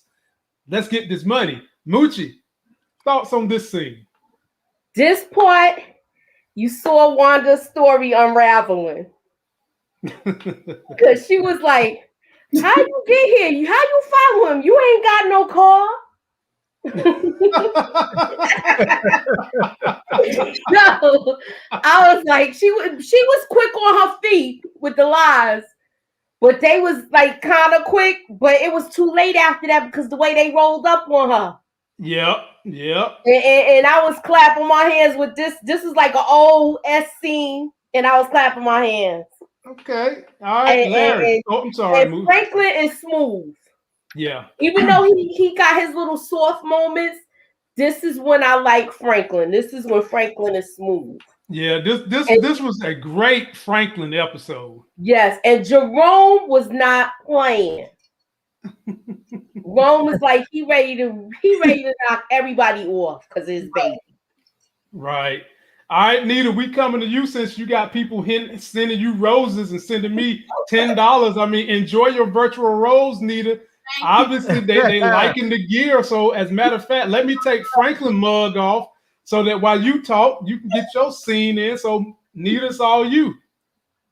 You know what? I think this is, even though Larry said that he feels like they have to kill them off, if you keep them paid well enough, I think they are valuable just because men think with their what? Yep. So we always gotta have them girls that you got them go-to girls, and Wanda can't be that girl because we seen that's not her ministry. Wanda, she was I said, girl, no. Oh man. We need to let the ones that know how to do it. Oh and my God. I thought that was a great move on Franklin, and I hope he keep them, and I hope that he just keeps them greased up well enough that they can't take another offer. And then they don't even know who they are. So, I mean, I just think it's a good play because he has to restructure. I mean, he has to restructure another, just people to work for him. Mm-hmm. Because he gotta have somebody to push the stuff. So you still need these things in your back pocket in order to, move and find out things and place moves here and place modes there, just the way Man Boy did. So he took a cue off of Man Boy. Shout out to Man Boy. And just get somebody in your pocket. So when you need to get more information on somebody, or you need to, get the leg up on somebody, you have people in place to do that. And they got a spot where they can move the other stuff out of the stripper club. I think they're gonna be. He's gonna use. What's the word I said before that you like, Lamont? Utilize. He's gonna utilize these girls as well. Utilize.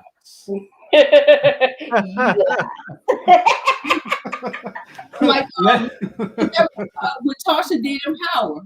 You have them selling drugs in that little arena, the stripper arena. Now, was those the same girls that got the guy, Man Boy's dude killed? Remember when they brought the girl there and she was dancing for him? I don't know. See, that's what I'm saying. That makes me think that Man Boy and his sister was working together all along. Oh, I might have to go back and check that out, because if that is the case, you're absolutely right, Moochie. You're absolutely right. We got another super chat. And my man, I don't think anyone has ever super chat me 5 times in one night.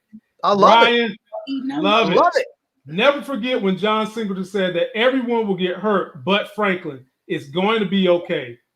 There's no telling what's going to happen later. I can agree with that, my brother. Larry, finish off this scene right here with these. Oh, man, hold up. Lakeisha Thomas went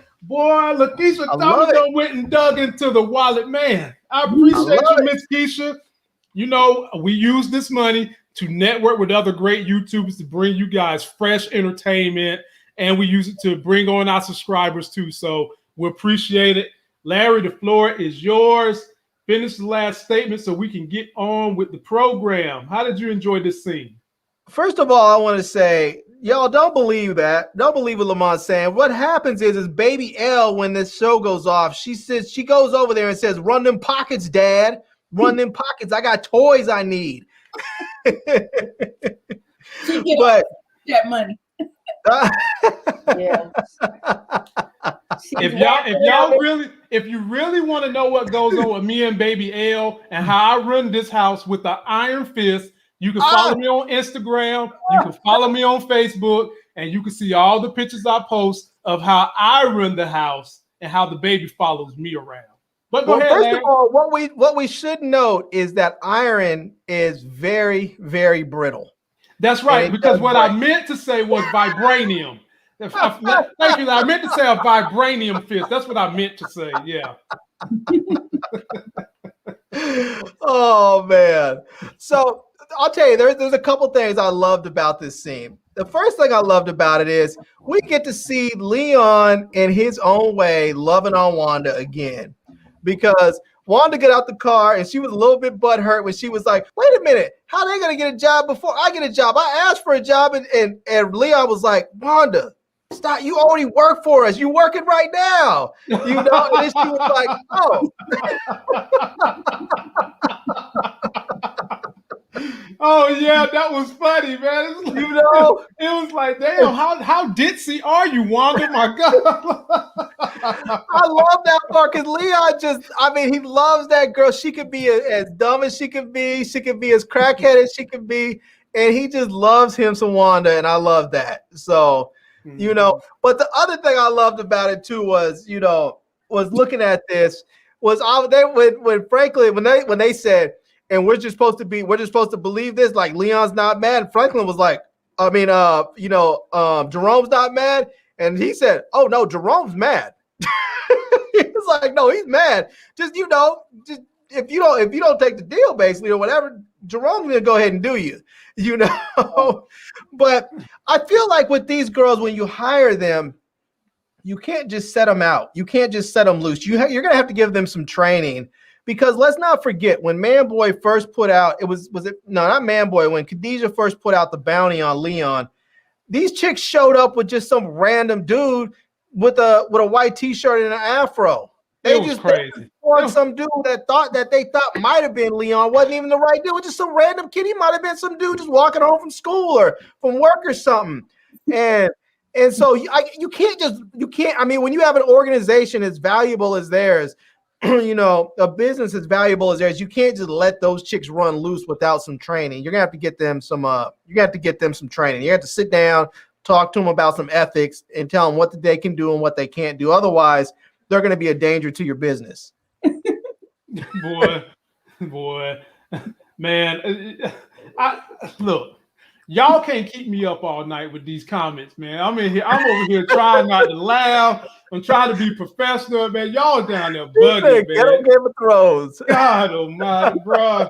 Moving right along. Okay, I'm gonna come to you first, Nita, because this was the beginning of the end. Like, I was sitting there saying to myself, I guess Irene gonna make it. But when I saw this scene, I said, you know what? She's dead. Because I knew it from jump.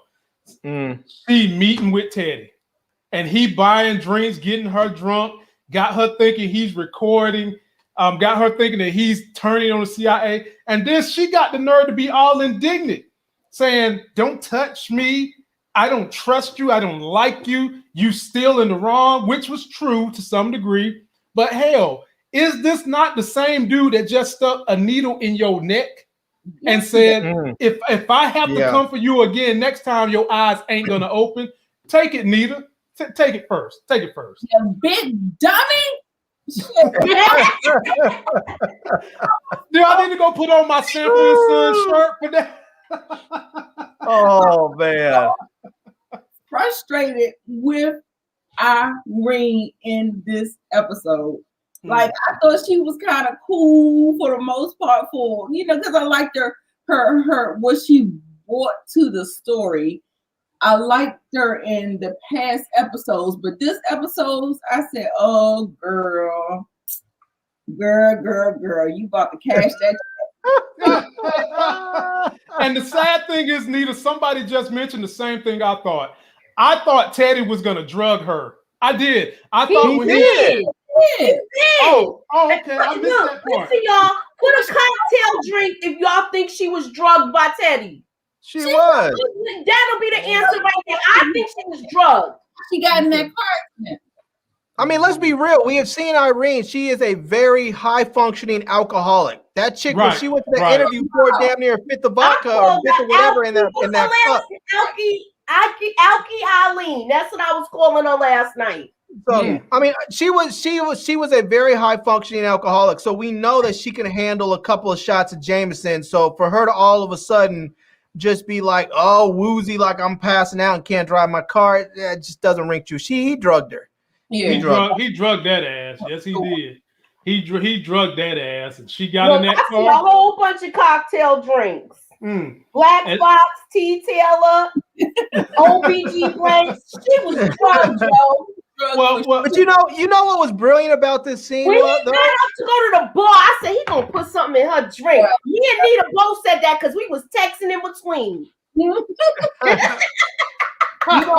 was so brilliant about this scene? Nope. I said he put something in her drink. Yep. I knew it. As soon as he asked for a drink, I said, "Oh." She meet everybody there. That's where she messed up. You fell for the oldest trick in the book. Everybody at that bar. That's that banana in the tailpipe, man. And you know us brothers love the banana in the tailpipe. He already lived the life, so I still don't understand how she fell for that. Like, what the hell? I don't know, man. You know, the brilliant thing about this scene is that Teddy, he even though he has people around him, he's always sort of alone and doesn't really have anybody he can talk to, because he can't really talk to Franklin. He can't really talk to Gustavo. He can't talk to the people that he deals with at the agency. He's really all alone. And so in this moment that he was talking with Irene, and he basically was telling the entire story from the beginning, it was like this wonderful cathartic moment for him when he was able to just sort of release all of this out of him and just give a big emotional dump and get it all out. And then there were no consequences for him because he just killed her and took the tape.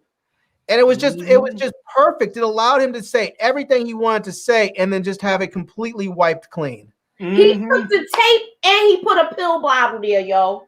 Yep, he sure did. He took the tape and he put a pill bottle there. And I think she had a number of DUIs on her record. Well, I'm sure what he did was he probably drugged her. I'm sure he drugged her with whatever drug it was that was in those bottles. So then when they go and they do the toxicology reports, it's going to come up, oh, she was drinking and doing drugs. And that's what happened. So Teddy got that ass good, man. Alicia B said he even put the pills in her bag when he took the tape recorder. I saw that. See, I'm glad I wasn't the only one that saw that. No, I saw it too, Moochie. We was right with you. He switched it out. He knew how to set the booty up just right because this is Teddy, man. He's a professional. If ain't nobody else gonna get this job done, Teddy gonna get this job done. Goddess Diva called him Teddy Cosby. Hey, he won't try to have no sex with nobody. She said Teddy Cosby. Look, hey, Teddy won't try to do nothing like that. Teddy was trying to save his life and his reputation. We haven't seen Teddy with a woman since season 2, I think. He real talking. With a woman since like season 2. I want you to know my side of the story. If they're gonna fire me, you're gonna know everything. And she was just like ready with her tape recorder. She was thirsty. Go ahead and say it. Her ass was thirsty as fuck. That's what you want to say. Yes. He was thirsty. That's all it was. He knew exactly how to play her. He played her like a violin. A violin? How about a fifth grade recorder? You know them little flutes they used to give us cost like $2. Got us thinking we're gonna be a musician and shit. Yeah, get your recorder. I'm in there blowing the hell out of mine, thinking I'm gonna blow up one day, and then I come to find out you can't make no money playing no damn recorder. It's not even a flute. Yeah, had her ass wide the hell open. Here we go, ladies and gentlemen. This is another climactic scene that deserves a video tribute. And we're going to play the video one more time, and then we're going to break it down. Big motherfucker. I told him not to push on trying to get to that plug. That nigga don't listen to nobody. You have to get that hate out your heart. The hate out your heart. For the rest of your fucking life. Look, I'm trying to give you one out here. Just take it. Nigga, fuck you. Why I gotta be the bigger person? Huh? Why the fuck I gotta turn the other cheek? Who? I gotta admit, when she acted her butt off in that one particular scene. 2 scenes where she just really went in with the acting was when she was carving up Fatback because I thought she was about to break her little legs trying to cut him up. And this scene right here, where she's like, nigga, fuck you. Look, one thing I could say, Man Boy said she carved your boy up like a Christmas ham. And I mean that he ain't had to see. That's why Man Boy ass dead. You down there got fat people jokes when you dying, nigga. That's why he's dead. Anyway, I'm coming to you first, Larry. Give me your thoughts on this scene. This was another great scene. It was. This is one of those times where I said I think that this is where we're gonna know that Leon's gonna make it through this, because I think Leon is repentant. He's sorry about what he did. He's not. I mean, he's the type of person that writers keep around in stories because they are not the bad guy. He's a complicated character in some sense because he can be violent, he can be murderous, but at the same time he has a conscience, and he didn't like what he did, and And we're seeing Jerome on the other side going down a very, very dark path. And so, yeah, I mean, Khadijah, she had the opportunity to get out of this alive, I think. And she said, why do I have to be the bigger person? I think right in that moment, Jerome answered the question. You don't have to be. You could just die. He sure did. That was it. You don't have to be the bigger person. You could walk away from this and agree to just call it even. Or since you don't want to do that, since you want to be up there, and since you want to talk about why do I have to be the bigger person, you don't. You can just be dead. You can die with your anger. Well, you can die with that anger in your heart, as Scully said. So, You need to get your hate out. But we even see this. Even in that moment, we saw Leon just like leaning down there, just like he was sort of angry with Jerome in that moment. Like, why'd you have to do that? Why'd you have to do that? What was going to happen? She said she did just like what do you remember when Franklin killed the neighbor? I forgot his name, the cop. Andre. Andre, he said, "I'm gonna keep hunting you down," and that's the set that she said basically the same thing Andre said. Basically. And they ain't have a choice.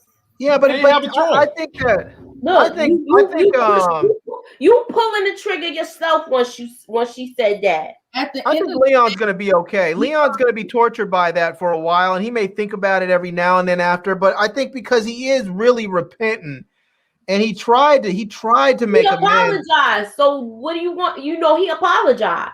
I think he tried to make amends and he did apologize. I think in his mind, at some point, he's going to say, "Look, there was nothing else I could have done. What I did was done, and I can't take it back. But I at least was trying to get her out of this alive, and she didn't want to take that path. I think he's going to be okay." Now, Jerome, on the other end, that's a different story. At the end of the day, why you say Jerome is a different story? Because Jerome, they're taking him down a very dark path, and I think he's going to get killed. I don't think he is. I hope not. I hope not. Listen, we know from Power. You remember Tariq was going down the dark road. Who got killed? Raina.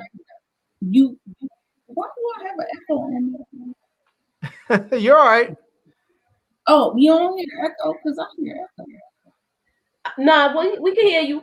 Oh, okay. You know, I always think the good people die first, not the bad people. They may die alone. So you think Louie gonna die before him? No, I think Leon's gonna die. I think things is gonna go left when they go back to Little Rock. Leon I think Alton for sure. And y'all got me on the fence with Sissy. But that thing about Khadijah saying that she was going to haunt him for the rest of his life, Leon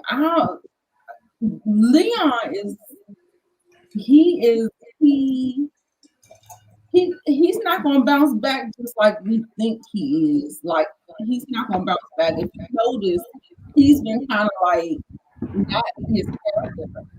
He might get out of the game. I can see Leon saying, "I don't have it in me anymore," and bounce up out the game. Definitely. I see that. Like, I saw that. Like, when he was mad that he killed, I'm like, but she done wrecked all this havoc on our operation.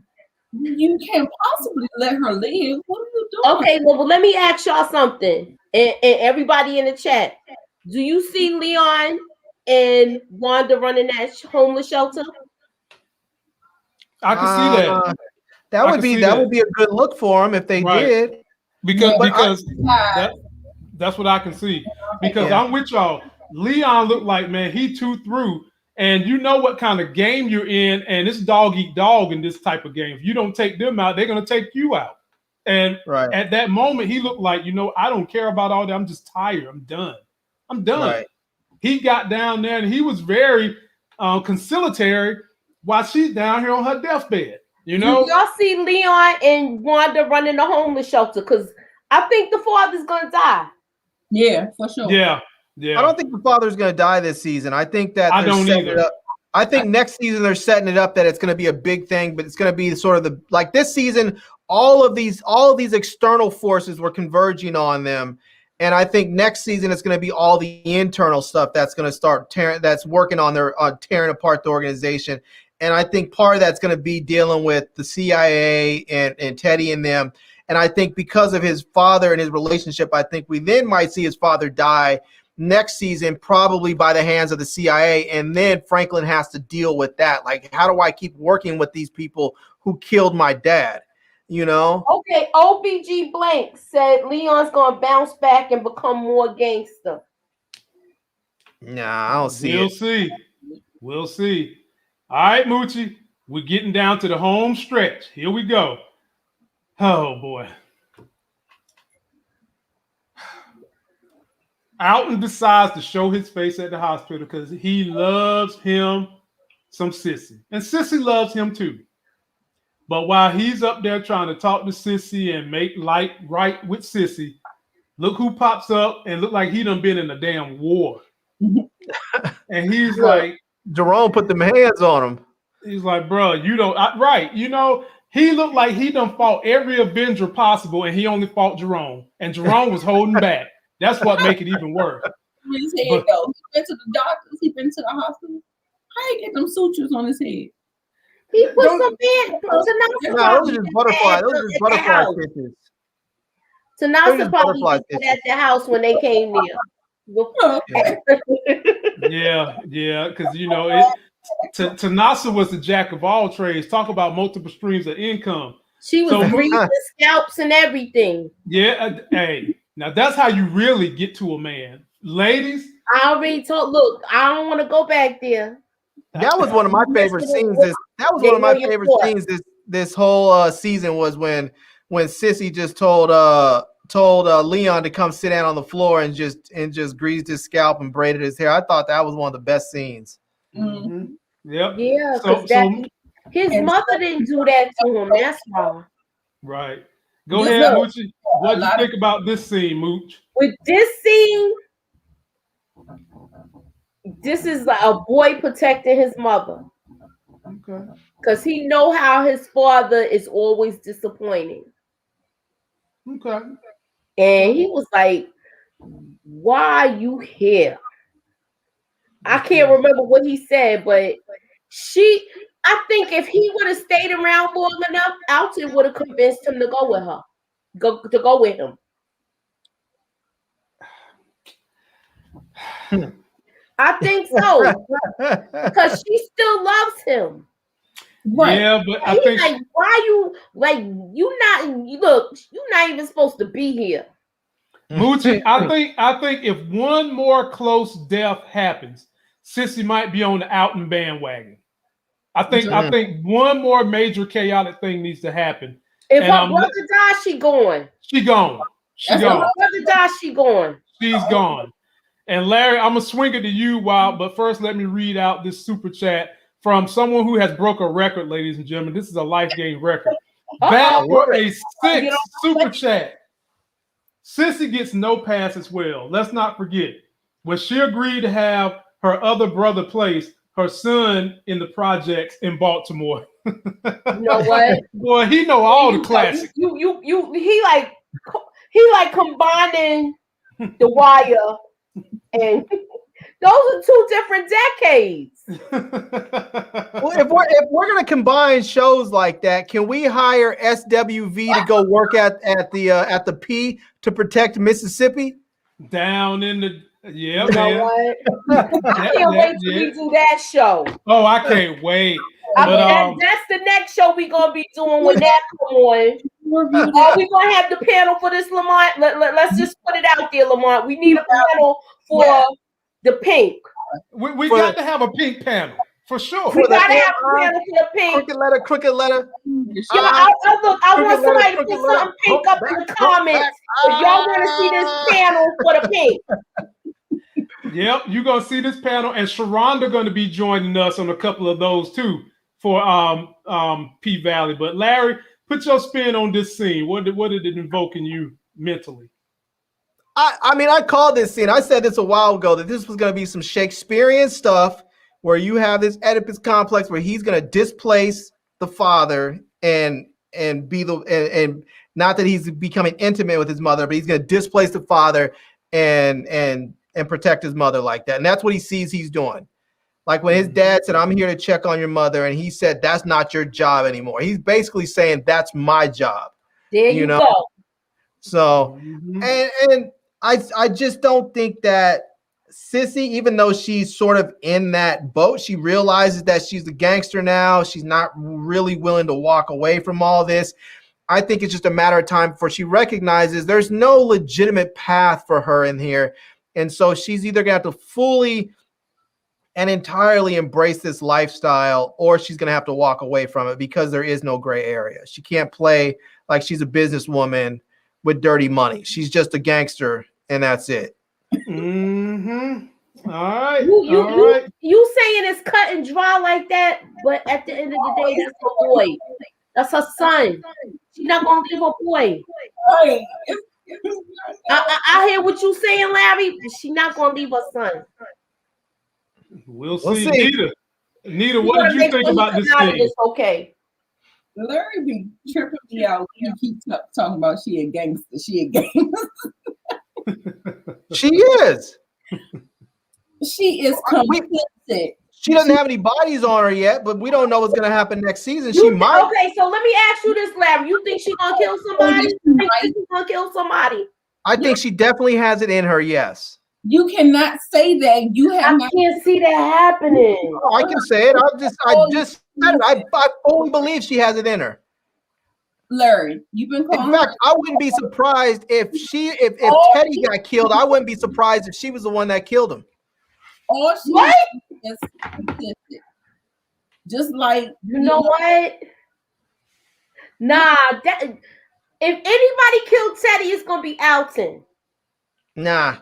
Look, when I agree. They showed a little bit of the coming attractions.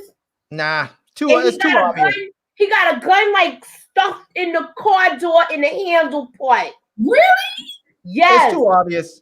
Look, they showed it to us because they want us to. They want us. You know how you see your little breakdown videos? Look it up. I saw it, and we're gonna break it down. And he knows how he do.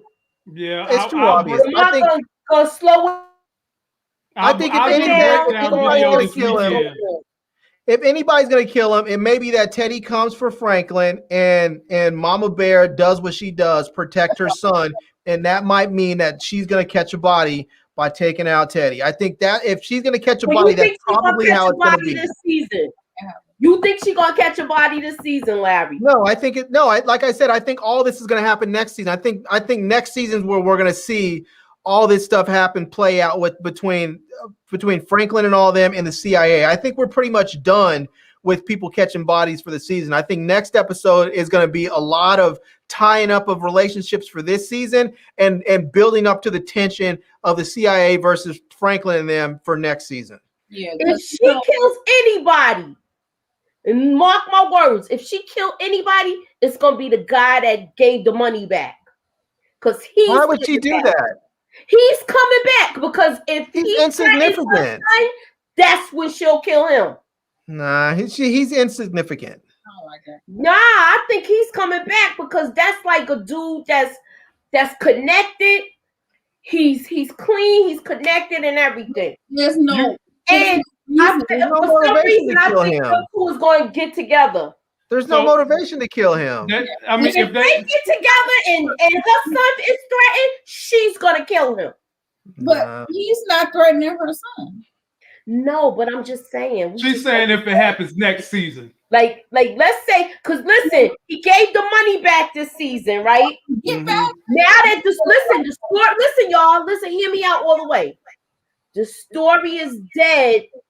As far as with now that this girl is dead with the DUI and everything, right? Y'all hear me? You listening? Now that she's dead, everything's gonna go back into motion, right? Y'all hear me with this? Hey, Moochie, hold on a second. I just want to say to Alicia B, keep it 100. Don't try and call out my blackness. She's up there saying Larry got more compassion for Teddy than his own people. I love Moochie and Nita. You can love Moochie and Nita without trying to check my blackness. I have no compassion for any of these people. They're all fictional characters in this show. They may be based on some reality, but they're all fictional. But my point still remains with that. My point still remains with this is that if I'm talking about what I think is going to happen, doesn't necessarily mean how I want things to happen. It's what I see happening.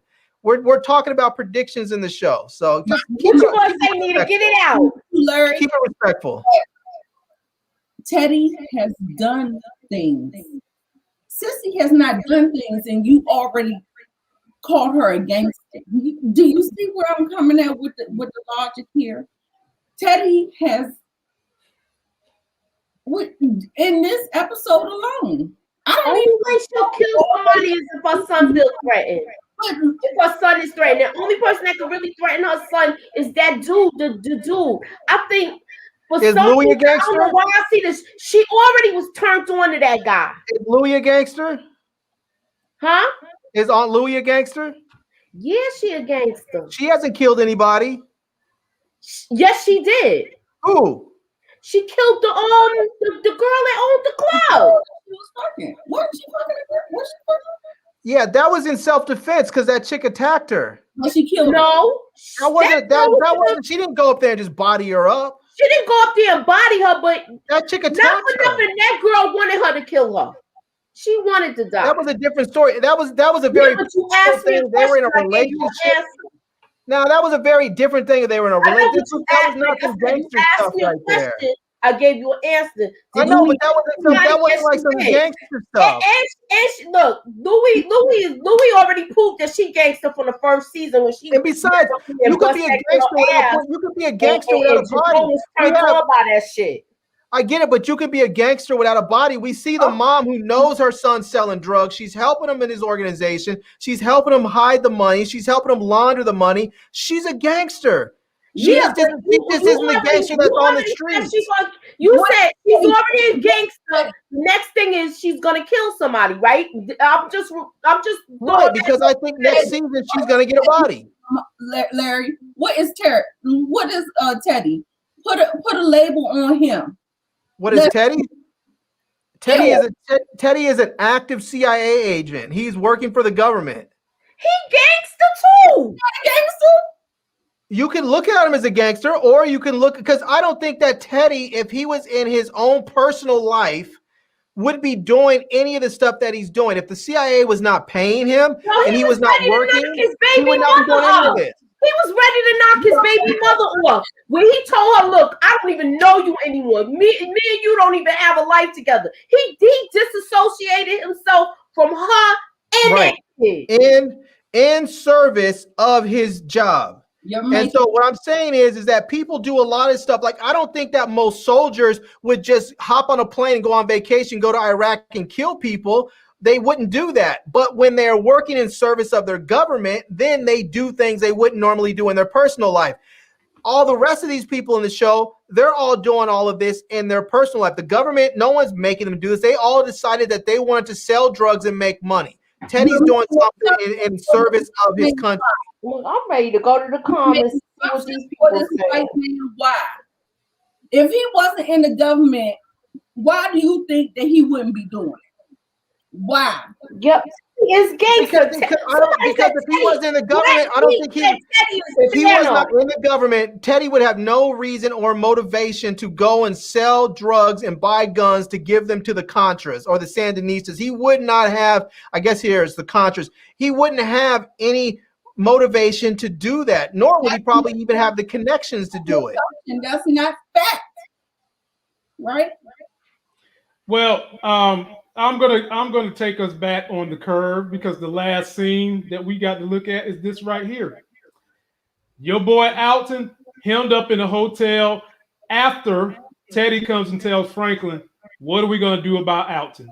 Nita, you get it first. This is the last scene for us tonight. And by the way, we've got 285. Can we get 285 likes? Please, everybody that can hear the sound of my voice, go like this video so that we can get our mission pushed across the internet. Look, Nita, it's free. Hit the like button, y'all. It's free. Hit the like button. Yep. Nita, what you think? You to hit the like button. Look. Go ahead, Nita. No, you're flashing so many different. Which one am I commenting on? Because what I want to comment on was Alton hearing Irene was dead. And that nigga left. He was like, don't get my shit and go. You hear me? He heard that shit. He had a plan. I don't even think he had nothing. He was like, I just got to get the fuck up out of here. That shit was so funny to me. It was so funny to me. But so you enjoy Alton having to go ahead and get up out of there, huh? Yes, because he was. Look, I'm trying not to say nothing until you get to me. Okay. Finish your point, Nita. Oh, that's it. Okay. All right, it's on you, Moochie. Okay. Look, he got his bags packed up and he got the F out of Dodge. The first thing spoken. He like, oh shoot, she dead. Oh Lord, I got to go. God, I got to go. Here we go. Larry, finish this thing off, man. Because ladies and gentlemen, we about to be out of here in less than 2 minutes. So get all your lollies in, get your laughs in. 2 minutes, and we are out of here. Go ahead, Larry. Yeah, I don't think he was scared in the way that we're thinking, where he was trying to run. I think he was scared in the sense like I'm better off going to hunt him down than to get hunted. And I think he went looking for him.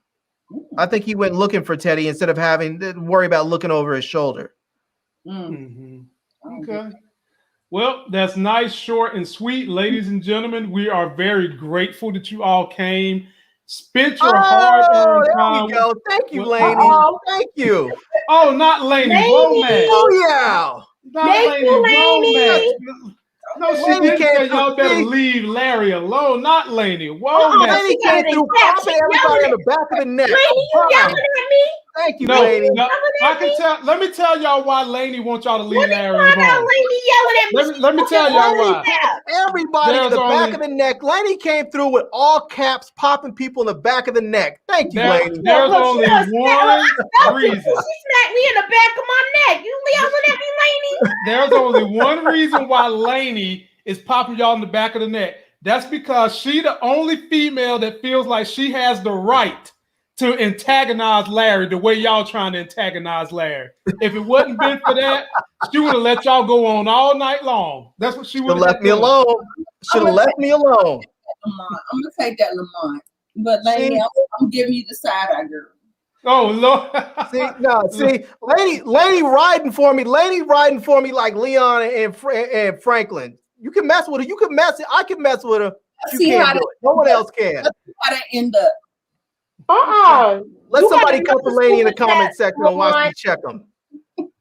You got another super chat, Lamont. Oh yeah, I saw it. My man done broke a record. This is super chat number 7. My God, Ryan Gillis, my brother. Yeah. Good night will appear in season 5. Good night. Boy. Yeah, he's a fool for that one, man. Boy. Well, ladies and gentlemen, we're going to give you the rest in peace tribute. And then after that, we will see you back tomorrow when we discuss Falcon and Winter Soldier. I would love for all 270 of y'all to show up for that. Yo, y'all come back tomorrow because Falcon and Winter Soldier going to be on tonight. It's going to be on and popping. I don't know if y'all watched that episode yet, but it's fire. Just, oh, Lord. That's what I'm going to say. I'm going to leave that right there. Really good before the finale. That episode is going to be good before the finale. You know what I'm saying? You know, episode is really the episode. So you make sure you tune in, come back. It's gonna be lit. It's gonna be flames tomorrow. I think you're right, Nate. I think it's the episode before the last episode. So look, if y'all ain't watched that episode yet, y'all need to watch it now because we're gonna be on at 9. That's right. And then Monday, Moochie will be back with me and Larry to review Godfather of Harlem season 2, episode 1 that comes on Sunday night. We will be back up in here Monday, breaking it down piece by piece. Get ready.